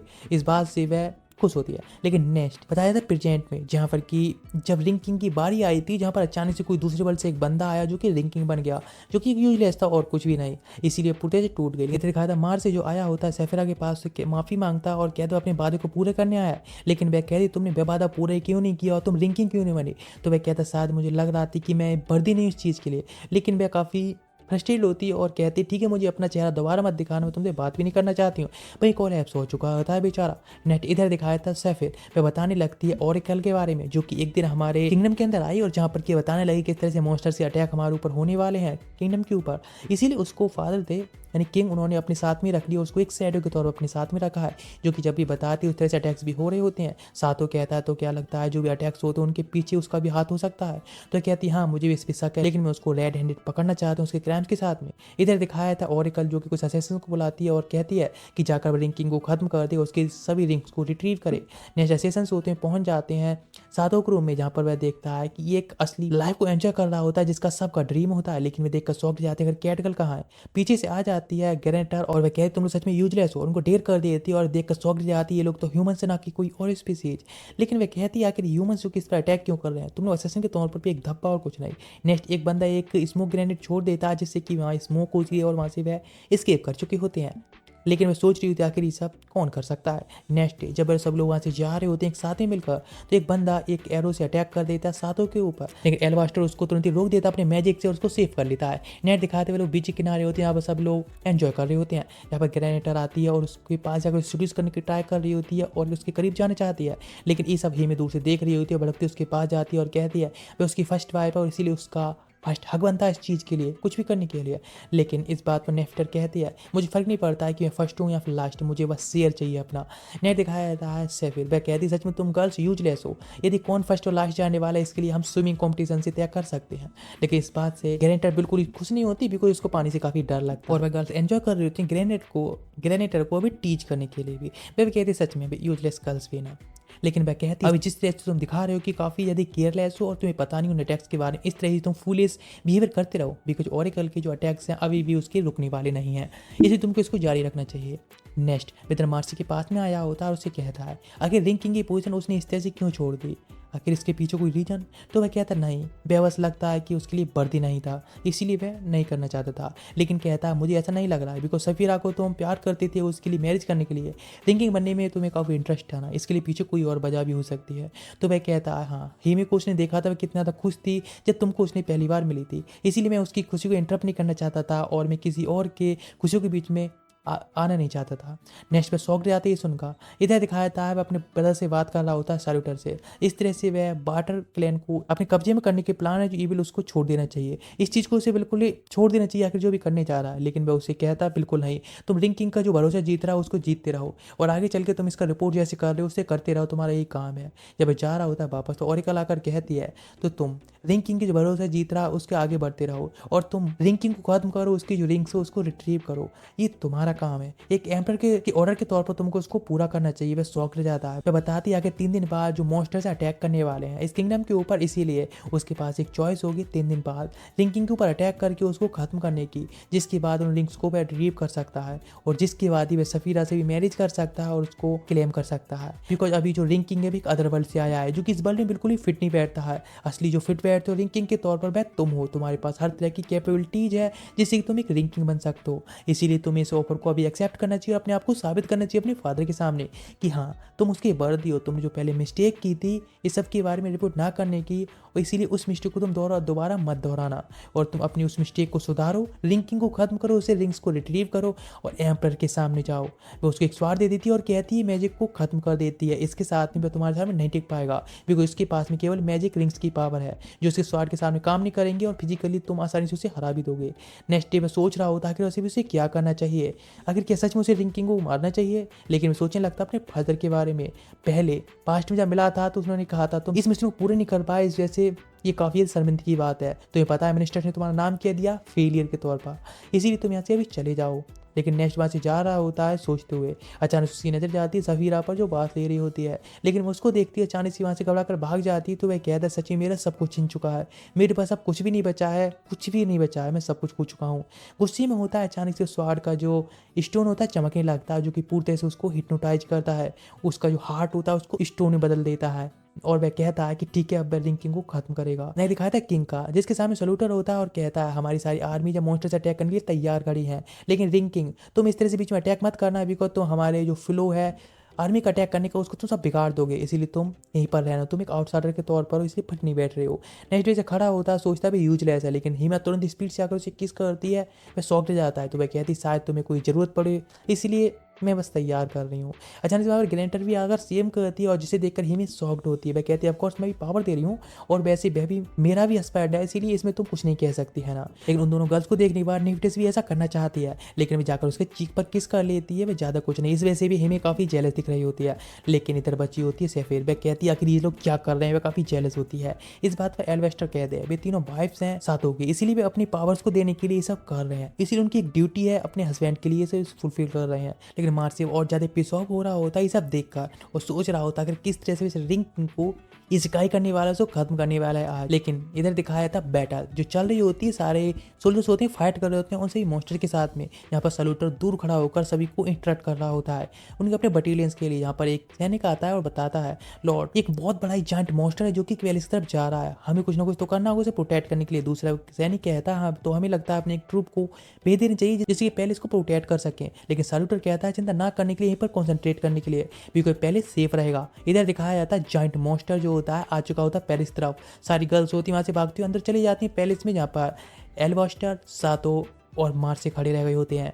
लेकिन सातो फाइट के लिए तैयार होता है, लेकिन मार्स से पीछे से अपनी स्वाड को निकालता है, अटैक करने के लिए जाने लगता है सातो के ऊपर। एल्वेस्टर उसे वार्निंग देता है, इसीलिए वह उसे डॉच कर लेता है। वह खुद शॉक्ड होता है कि मार्स उसके ऊपर अटैक क्यों कर रहा है, लेकिन मार्स से कहाँ उसकी सुनने वाला होता है। लेकिन इधर से मॉन्स्टर होता है वह भी अटैक कर देता है। तो एल्वेस्टर कहता है चिंता ना करने के लिए मार्स को संभाले, इधर वह तब तक थोड़ी बहुत टाइम उसको रोक कर रखेगा। सातो कहते हैं आखिर तुम ये क्या कर रहे हो, तो वह कहता है ऑफकोर्स मैं एक एम्पर प्रिंस हूँ, इसीलिए मेरी ड्यूटी है कि सारी रिंग्स हैं उन सबको मैं रिट्रीट कर एम्पर वापस ले जा सकूं तुमको खत्म करने के बाद। स्पीड से आकर उस पर अटैक करने लगता है, लेकिन वह उसके अटैक को ब्लॉक कर रहा होता है। लेकिन तो एल्वेस्टर कहता है कि अभी बिल्कुल सेफ मूड में नहीं है, वह किसी द्वारा कंट्रोल किया जा रहा है इसलिए इस तरह अटैक कर रहा है। तो सातो कहता है कि हमें उसके ऊपर एक होली वाटर डालना चाहिए जिससे कि सही हो सके। वह कहता है क्या तुम सच में इडियट हो, अगर किस तरह की ये इलाज है। तो वह कहता है ओ तो आखिर तुम क्या कर रहे हो, तुम भी तो बस प्रॉब्लम्स बता रहे हो उसका बिना किसी सॉल्यूशन के ही। वह सोचने लगता है कि रवि नेक्स्ट क्या करना चाहिए, जैसे अटैक करता है उसको ब्लॉक करता है। तो सोचता भी मेरे पास एक ही चारा बचा है और वह उन मैजिक रिंग्स होती है उनकी पावर यूज करने के लिए तैयार होता है, अटैक कर देता है बाहर से, लेकिन वो उसको अपनी स्वार्थ से दूसरे रिफ्लेक्ट कर देता है। ये देखकर वह शॉक्ड जाता है कि आखिर वह इस तरह से उसकी मैजिक को भी खत्म कर पा रहा है। लेकिन अचानक से उसको वही फिर से मिस्टीरियस आवाज़ सुनाई देती है जो कि उससे कह रही होती मार से, जो कि इस तरह से आउट ऑफ कंट्रोल हो चुका है। उसके लिए उसके अपनी चारों रिंग्स की पावर को यूज करके ओवरवेलिंग पावर यूज करनी होगी, जिससे उसकी एक ट्रेस को भी खत्म करना होगा। इसी के साथ में उस मैटर को सॉल्व कर सकता है, लेकिन वो उसे तुरंत ही सट ऑफ करने के लिए कहता है मुंह बंद रखे, वे इस तरह से उसे खत्म नहीं कर सकता, अटैक भी नहीं कर सकता है। तो वह कहता है ठीक है यदि तुम नहीं करोगे तो वह तुमको निर्वाणा में पहुंचा देगा, इन खत्म करेगा। लेकिन अभी उसको चुप होने के लिए कहता है और कहते तो पता मार से बेशक उसके साथ फाइट कर रहा है, लेकिन अभी भी अपनी पावर्स को होल्ड बैक करके फाइट कर रहा है, खुद को कंट्रोल करके रखता है किसी भी अटैक करने से पहले। इधर दिखाता है पैलेस के अंदर जहाँ पर की गर्ल्स को पता चलता है कि मार से फाइट कर रहा है सातों के साथ में रिंग्स को छीनने के लिए। बस उनका सब गर्ल्स बाहर आकर देखती हैं यहाँ पर मार से अटैक करने जा रहा होता है सातों के ऊपर, लेकिन इस बार ना ब्लॉक करता है ना अटैक करता है, वैसे ही खड़ा रहता है। वह उसकी जाकर शोल्डर पर अटैक कर देता है। वह कहता है मार से मुझे पता है तुम होल्ड बैक कर रहे हो और मुझे पता है तुम इंटेंशनली मारना भी नहीं चाहते हो मुझे। वह शॉक रह जाता है और घुटनों पर आकर कहता है मुझे माफ करना, मैं सच में एक बहुत बड़ा कल्प्रिट हूँ, इस तरह से मैं तुमको अटैक नहीं ट्राई कर रहा था, मैं एक यूजलेस बंदा हूँ, प्लीज मुझे जान से मार दो। लेकिन वह कहता है कि नहीं ऐसा कुछ नहीं है, तुम मेरे एक अच्छे कंपेनियन हो, तुम्हारे जैसी मैं जीवित हूँ, वरना मैं अभी शायद मर चुका होता, इसलिए मैं कहता हूँ कि तुम मेरी पार्टी में आ जाओ। और वैसे भी एक रिंग किंग की पार्टी जो कि इस वर्ल्ड को बचाने जा रही है, उससे ज़्यादा अच्छी जगह तुम्हारे लिए क्या हो सकती है। वह भी शॉक्ड होता है इस बात को सुनने के बाद, लेकिन वह जो आवाज़ मिस्टीरियस दोबारा से आती है बताती है उसके स्वाड में जो स्टोन है उसको डिस्ट्रॉय कर दो, भाई उसको कंट्रोल कर रहा है। वह सेम करता है जिस वजह से ओरिका गुस्से में आ जाती है और वह एक मॉन्स्टर को समन करती है, किडनैप करने जा रही होती है, लेकिन उससे पहले ग्रेनेटर आकर उसको कट कर देती है टेंटिकल को। लेकिन वह फिर से सैफिर को पकड़ ही लेती है और कहती है मासी से आकर तुम क्या चाहती हो, वो रिंग्स को चाहते हो या फिर सैफिर के लिए। वह शॉक्ड जाता है कि क्या करना चाहिए और तुरंत ही सैफिर के लिए प्रपोज करने लगता है कि वो उसे प्यार करता है। इस चीज से तो ओरेकल भी और गुस्से में आ जाती है और कहती है आखिर ये जो यंग गाय है कर के रहे यहाँ पर। लेकिन ओरेकल के डिस्ट्रैक्ट होने की वजह से सातो को एक मौका मिल चुका होता है और इसलिए स्पीड से जाकर अटैक कर देता है उस टेंटिकल के ऊपर, जिस टेंटिकल में उसने सेफिरा को पकड़ रखा होता है। लेकिन जिस वजह से नीचे आकर गिरती है तो मार्सी उसको पकड़ लेता है और भी ज़्यादा वह गुस्से में आ जाती है और फ्रस्ट्रेट होकर उस मॉन्स्टर को और भी ज़्यादा पावरफुल बना देती है और खतरनाक बना देती है, जिसके साथ ही अटैक के लिए आगे बढ़ती है। लेकिन तभी सेफिर आती है और आकर डायरेक्ट एक किस करती है सातो के लिए और वह उसके साथ अपने हैंड को पकड़ती है और वह खुद ही ट्रांसफॉर्म होने लगती है अपनी बैटर पावर से एक ड्रैगन के अंदर, और जिसके साथ में वो उस मॉन्स्टर को एक ही बाइट के साथ खत्म कर देती है। सब शॉक्ड हो जाती है सब देखकर। लेकिन अभी ओरेकल अभी हार चुकी होती है, इसीलिए वहाँ से तुरंत डिसअपियर हो जाती है, हार कर भाग जाती है। सभी देखकर ये सब शॉक्ड होती है, वह भाग गई। इधर दिखाता है सेफिर जो खुद को दोबारा से ट्रांसफॉर्म करती है एक ह्यूमन में ही, उसके सामने होते हैं। इधर दिखाता है किंग जो कि अभी सामने जो खड़े होते हैं बिल्कुल नॉर्मली। तो सातो कहता है सच में पहले से भी ज़्यादा हैंडसम हो गया गाय। तो वह कहता है वह ओरेकल द्वारा कंट्रोल किया जा रहा था, उसके माइंड मैनिपुलेशन की वजह से ये सब हो रहा था। वैसे अभी सब कुछ ठीक हो चुका है, इसीलिए वह कहता है कि अभी अपनी डॉटर है उसका भी उसके साथ में हैंड देने में, उसको हस्बैंड के तौर पर उसको बुलाने में कोई दिक्कत नहीं है। लेकिन सेफिर कहती है मुझे आपकी आंखों को देखकर ही लग रहा है कि आप फिर देख रहे हैं कि सातो वैसे में एक यूजलेस है, काफ़ी वीक लेंगे इसीलिए, है ना, ये कहना चाहते हो ना। लेकिन वह शौक रह जाता है। इधर दिखाया जाता है मार्सी वह सेफिरा का हाथ मांगता है किंग से कि वह उसके साथ मैरिज करना चाहता है। वह कहते हैं ठीक है, उसकी परमिशन देते हैं। लेकिन इसे देखने के बाद हिमे बहुत ज़्यादा जेलस होती है कि सातो ने ये सब उसके लिए नहीं किया है। इधर दिखाया जाता है सैल्यूटर जब बातचीत जा रहा होता है तो मार्सी उसे कहता है कि आखिर तुम अपने प्लान को छोड़ रही हो। वह कहता है ऑफ कोर्स ओरेकल जिसने कि मॉन्स्टर एबिस मॉन्स्टर्स के साथ में मिलकर ये सब किया है, इसीलिए अभी मेरा प्लान यहाँ पर खत्म होता है और मैं यहाँ से वापस जा रहा हूँ एम्पर के लिए, इसीलिए तुम्हें टाइम मिले तो वापस आ जाना। नेट दिखाया था एम्पर का जहाँ पर कि ओरेकल आती है और वह उससे कहता है तुम फील रही हो एक वाटर के लैंड को कंट्रोल करने के लिए भी। तो वह कहती है ऑफ कोर्स, लेकिन हम दोनों की पावर्स मिल जाए तो हम आसानी से ही आसपास में सब में ही कब्जा कर सकते हैं, इस पूरी वर्ल्ड पर कब्जा कर सकते हैं। उसको हिप्नोटाइज करने की ट्राई कर रही होती है लेकिन वो उस पर अटैक कर देता है बैली में और कहता है ये सब जो चालें हैं वे केवल वाटर पैलेस किंग पर काम कर सकती हैं, ना कि मेरे ऊपर। वह शौक जाती है सुनकर। वह कहता है इस वर्ल्ड है, इस पर केवल मैं ही राज करने वाले, ना कोई गॉड और ना ही एबिस किंग और ना ही आ सकता है रिंकिंग बीच में, ये सब मैं राज करने वाला। इधर न्याय दिखाते हैं सातो को जो कि अपनी चारों प्रिंसेस होती हैं उनके साथ में एक बेड पर ही होता है जहाँ पर कि वह उसको ट्रीट करने की ट्राई कर रही होती है बिकॉज वह लास्ट बैटल की वजह से इंजर्ड हो गया होता है इसीलिए।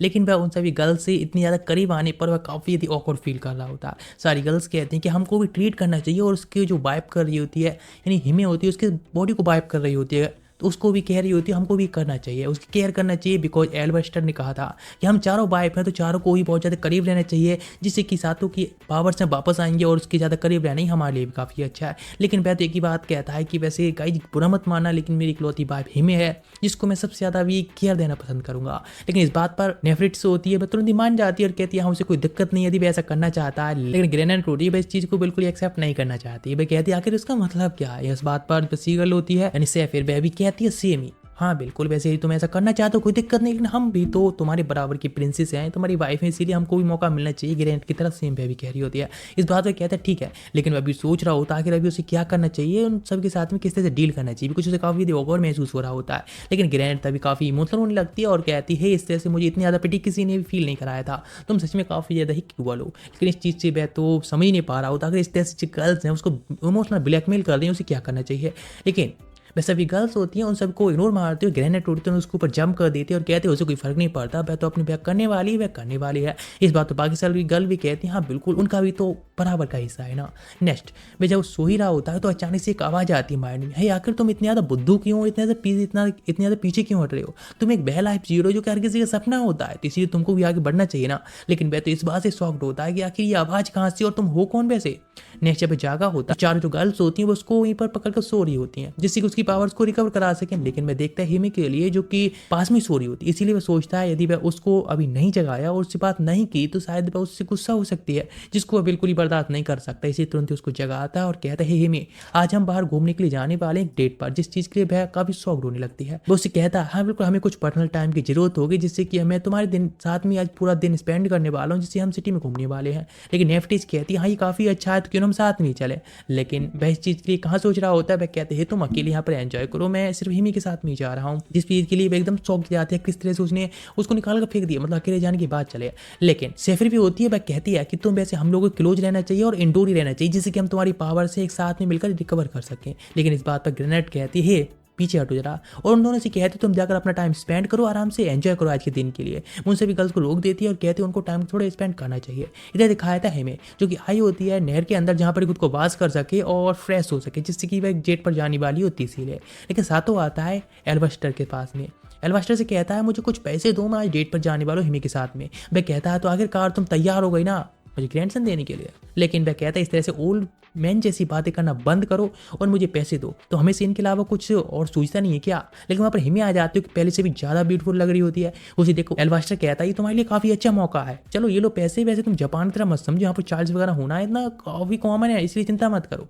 नेक्स्ट वे चले गई होती है एक सिटी के अंदर जहाँ पर कि ग्रेनेड, साफिर और नेफिटे तीनों गर्ल्स होती हैं उसको पीछा कर रही होती हैं और इस बात पर भी लोग कह रहे होते हैं इस तरह से उनको जाते हुए देखने। ठीक है, निफ्टी से कहती है हमें अब वापस जाना चाहिए ना, लेकिन वह कहते हैं यार बिल्कुल नहीं, हमको भी तो पूरा बराबर का हिस्सा है, हम भी बराबर की वाइफ्स हैं, इसीलिए हम लोग को पहले देखने चाहिए आखिर वे लोग क्या कर रहे हैं। इसके बाद हम लोग सातों को ब्लैकमेल कर पाएंगे और उससे कहेंगे हमारे साथ में वैसे टाइम स्पेंड करने के लिए और एंजॉय करने के लिए, जिससे कि हमें साथ में रहना चाहिए। लेकिन वे लोग एक जगह चले जाते हैं जहाँ पर उन्हें काफ़ी सारे लोग मिल रहे होते हैं जो कि उसको एक हीरो मान रहे होते हैं और जो कि सारे एनपीसी होते हैं, तो इसलिए नॉर्मल बात है उसके लिए। लेकिन जिस तरह की ये सारा ट्रीटमेंट मिल रहा होता है सातों के लिए, वह काफ़ी हीरो मान रहे होते हैं, तो इस बात से हिमे को एक डेट कम एक फैन मीटअप ज्यादा लग रहा होता है, जैसे अपने फैन से मिलने आया हो। लेकिन फिर भी वह काफी हैप्पी होती है बिकॉज सातों उस टाइम हैप्पी दिख रहा होता है।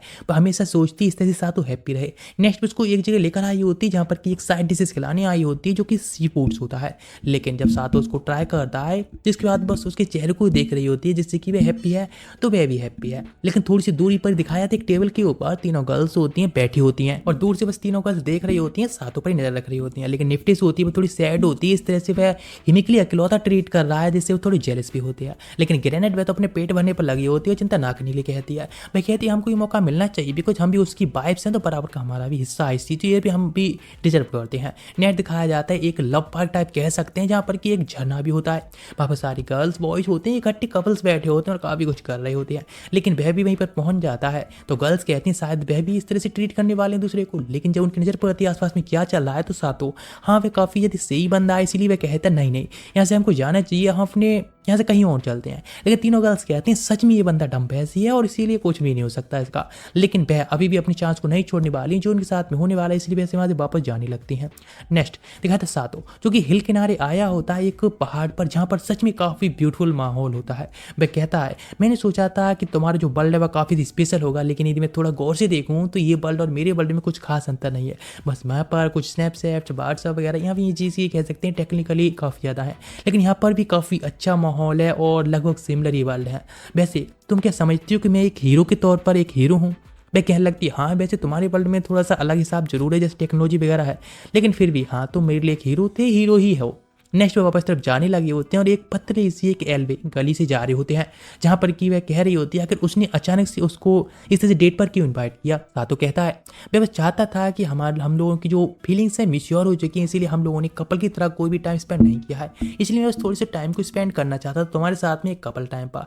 लेकिन वह कहती है कि इस तरह से हाँ ये सब तो ठीक है काफ़ी अच्छा भी, मैं काफ़ी खुश हूँ, लेकिन फिर भी और बाकी तुम्हारी वाइफ्स हैं उनको भी तुम्हें ध्यान देना चाहिए बिकॉज वह भी तुम्हारा पूरा बैठ देती हैं और तुम्हारी वाइफ से भी है। लेकिन इस चीज़ से सातों को थोड़ा सा ठीक महसूस नहीं होता और वह कहता तुम मेरी फर्स्ट वाइफ हो, मैं तुम्हें सबसे ज़्यादा प्यार करता हूँ इसीलिए। लेकिन इस बात पर वह कहती लेकिन फिर भी रिंग प्रिंसेस के तौर पर तुम्हारा पूरा बैठ दे रही है, तुम्हारा साथ दे रही है, जितना मैं कर रही हूँ उतना ही पूरा वह भी कर रही है, तो इसलिए तो वह भी सब डिजर्व करती हैं और वह तुम्हारा ही बस वेट कर रही हैं और उनके अंदर भी कुछ फीलिंग्स है जो भी वह बाहर निकालना चाहती है। लेकिन वह सोचता अभी सब मुझे अपने हिसाब से सब करना होगा, इसलिए तुरंत जाकर उसको किस करने लगता है काफ़ी पैशनेटली, जैसे काफ़ी रोमांटिक माहौल ही बन जाता है। लेकिन जब वहाँ से जाने लगता है तो उसको पकड़ लेती है और कहती मैं ऐसे वापस नहीं जाना चाहती हूँ, आज के लिए घर पर थोड़ा और टाइम स्पेंड करना चाहती हूँ। लेकिन वहाँ पर एक बंदा होता है जो कि एक होटल खोली हुआ होता है और कहता है हे कपल्स शायद आप लोगों को एक रूम लेना चाहिए और यहाँ पर आज रात स्पेंड करनी चाहिए।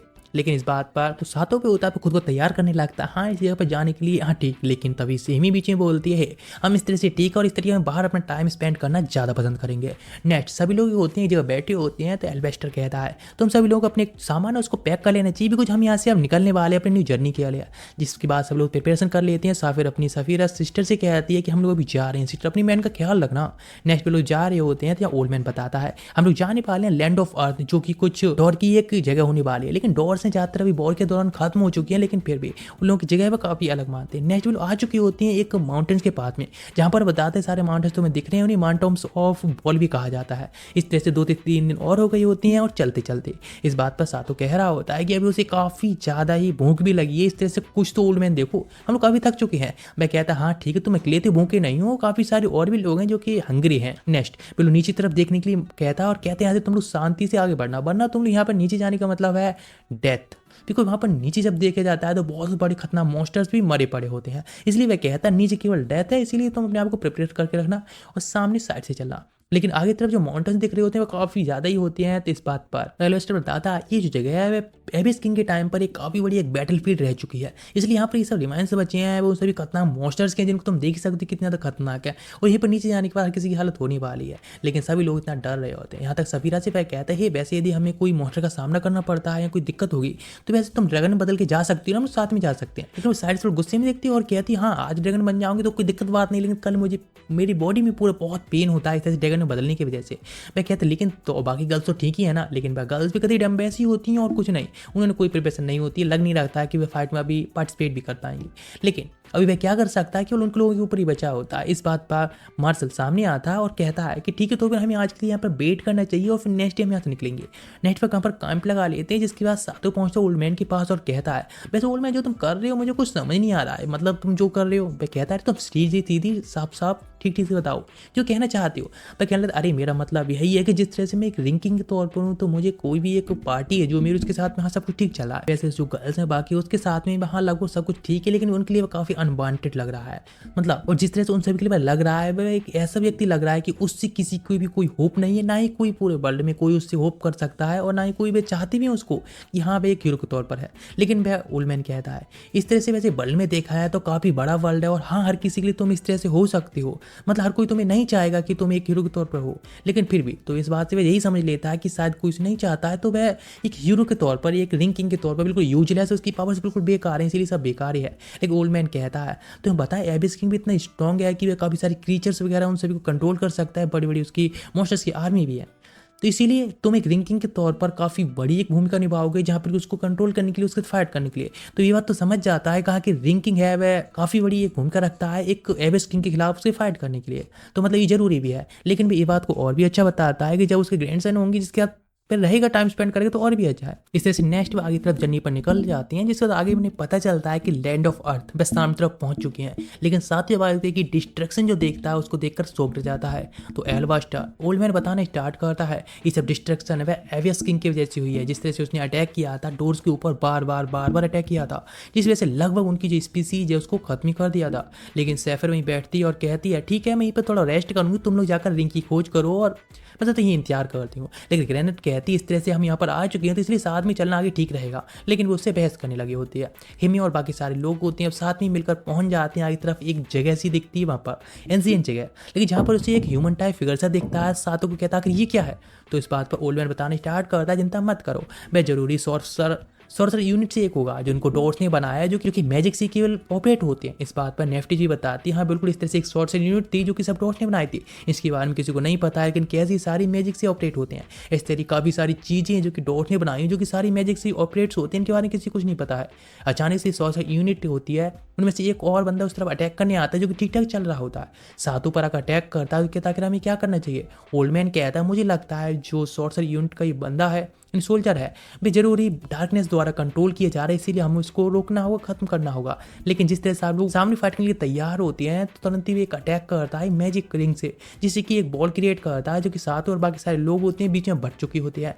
जहाँ पर पपेट कहता है यहाँ पर वह केवल उसको पकड़ने आए बिकॉज वे एक दूसरे बल्ट से यहाँ पर आया और जो कि रिंकिंग बन चुका है, इसलिए तुम डिजर्व नहीं करती हो रिंग्स को, इसीलिए वो रिंग्स को भी छीनना चाहता है एविस किंग के लिए। लेकिन सातों वह कहता है वह एक रिंग किंग है और यहाँ पर वह जिस तरह से यहाँ पर आया है वह इस तरह से अपने बल्ट में वापस जाएगा, हिमी के साथ में लाइफ पूछिएगा। नेक्स्ट एल्बास्टर होता है उस बॉल को क्रैक करता है और जिसके बाद में ब्लास्ट करते अंदर आ जाते हैं, जिसके बाद हिमी के लिए किस करता है जिसमें अपनी पावर्स को यूज करता है लाइट की और वह सारी जगह कुछ तरह से कट कर देते हैं उनके सामने होते हैं। इस पर निफ्टिस कहती है इस बात पर हमसे डॉट्स हैं वो नाराज तो नहीं होंगे ना, लेकिन वह कहता है कि अभी के लिए हम यही कर सकते हो कि हमें जो रिंग है वह भी ढूंढनी होगी, इसलिए तो डार्कनेस द्वारा कंट्रोल किया जा रहा है, इसलिए इसे हमें करना जरूरी है। लेकिन अचानक उसके हाथ में जो रिंग्स होती हैं वह गायब होने लगी होती हैं, जिससे वह शॉक्ड जाता है और कहता है इसका मतलब जो एवियस किंग है वह वापस आ रहा है, इसलिए हमें जल्द से जल्द उन रिंग्स को ढूंढना होगा, अर्थ रिंग को भी ढूंढना होगा। लेकिन इस बात पर ग्रेनेड कहती है हमें उस चीज़ से ज़्यादा जरूरी है इन चीज़ों का सामना करना, जो कि एक न्यू ट्रैप स्टार्ट हो रहा होता है, बहुत बड़ी मॉन्स्टर आने लगे होते हैं अटैक करने के लिए। तो वह कहता है तुरंत ही सैफिर से कि अपनी ड्रैगन में ट्रांसफर होकर उन अटैक को रोके। लेकिन वह कहती है यहाँ पर ऐसी जगह पर ट्रांसफर नहीं हो सकती जहाँ पर कि पानी नहीं हो।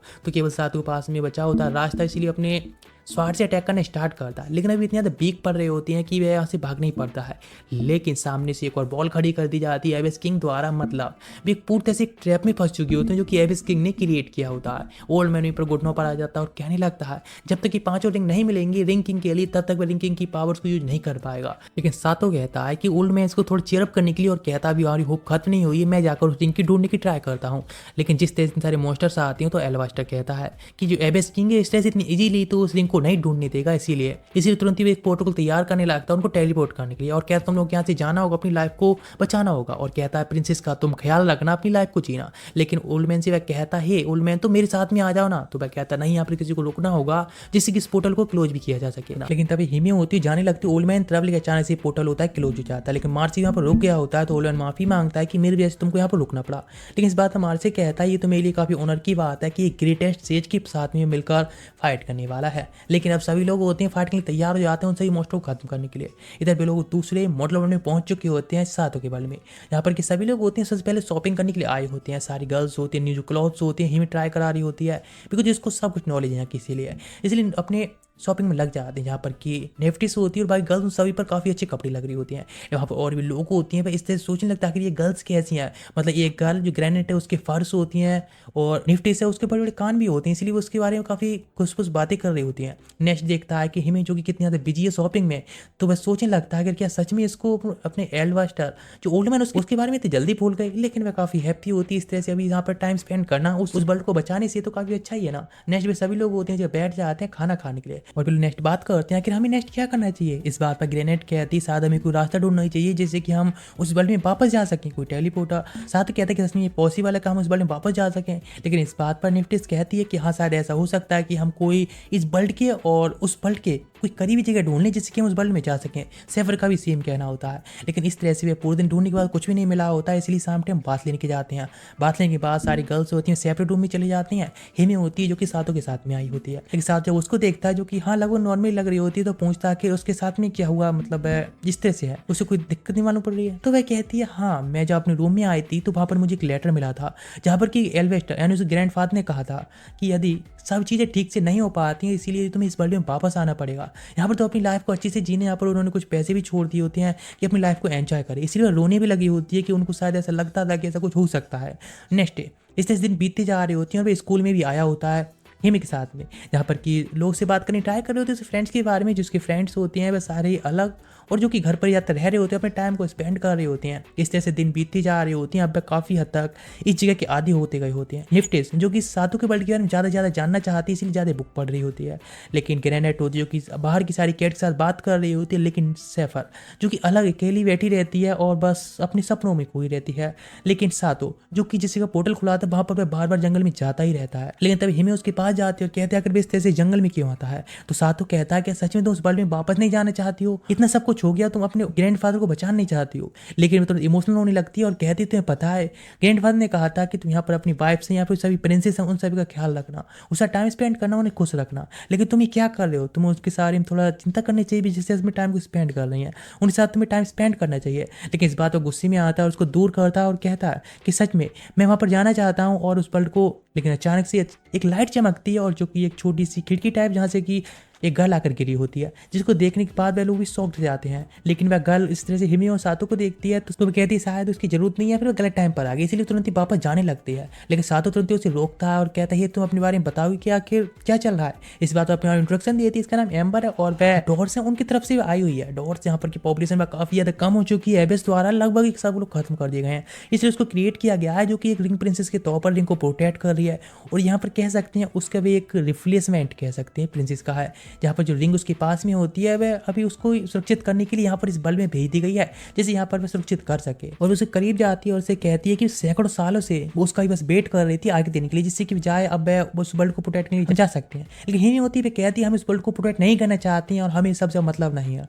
लेकिन इस बात पर कहती है ठीक है और वापस जाने लगती है और कहती है लेकिन साथों मैं तुम्हारा वेट करूंगी, जब भी तुम वापस आना चाहो तुम आ सकते हो। इन्हें दिखाते हुए लोग घर में बैठे होते हैं, जहाँ पर कि अब जो गर्ल्स होती है काफ़ी बोर भी होने लगे होते हैं, इसलिए उनके पास कोई रास्ता भी नहीं मिल रहा होता है जिससे अपने वर्ल्ड वापस जा सकें। लेकिन साथों कहता है गर्ल्स मैं तुम्हारे साथ में कोई भी टाइम स्पेंड नहीं कर पाऊंगा, बिकॉज आज उसका काफ़ी होमवर्क भी करना है, इसीलिए उस टाइम इन्वेस्ट करना होगा। लेकिन जब बताने वाला होता है गर्ल्स के लिए कि अगर जिस तरह से डॉर प्रिंसेस भी आई है, लेकिन उससे पहले ही उसको इंटरप्ट करती है और कहती है कि आज हमें थोड़ा प्राइवेट में बात करनी है। जिसके बाद एक रूम में आ जाते हैं जहाँ पर कि हमें कहती है तुम उस प्रिंसेस के बारे में थोड़ा कंफ्यूज होना, लेकिन तुम चाहते हो कि हम शायद एमरेस में जा पाएंगे जहाँ पर कि वापस किंग को हराने के बाद शायद हम सभी गर्ल्स खुश होंगे। लेकिन ऐसा नहीं, बल्कि इसके बजाय तो हम लोग कहीं पर जाना चाहिए जिससे कि सभी गर्ल्स हम हैप्पी हो सकें और तुम एक साथ में थोड़ा टाइम स्पेंड भी करना चाहिए। और इस सभी बातों को छुपाने के लिए कहती है।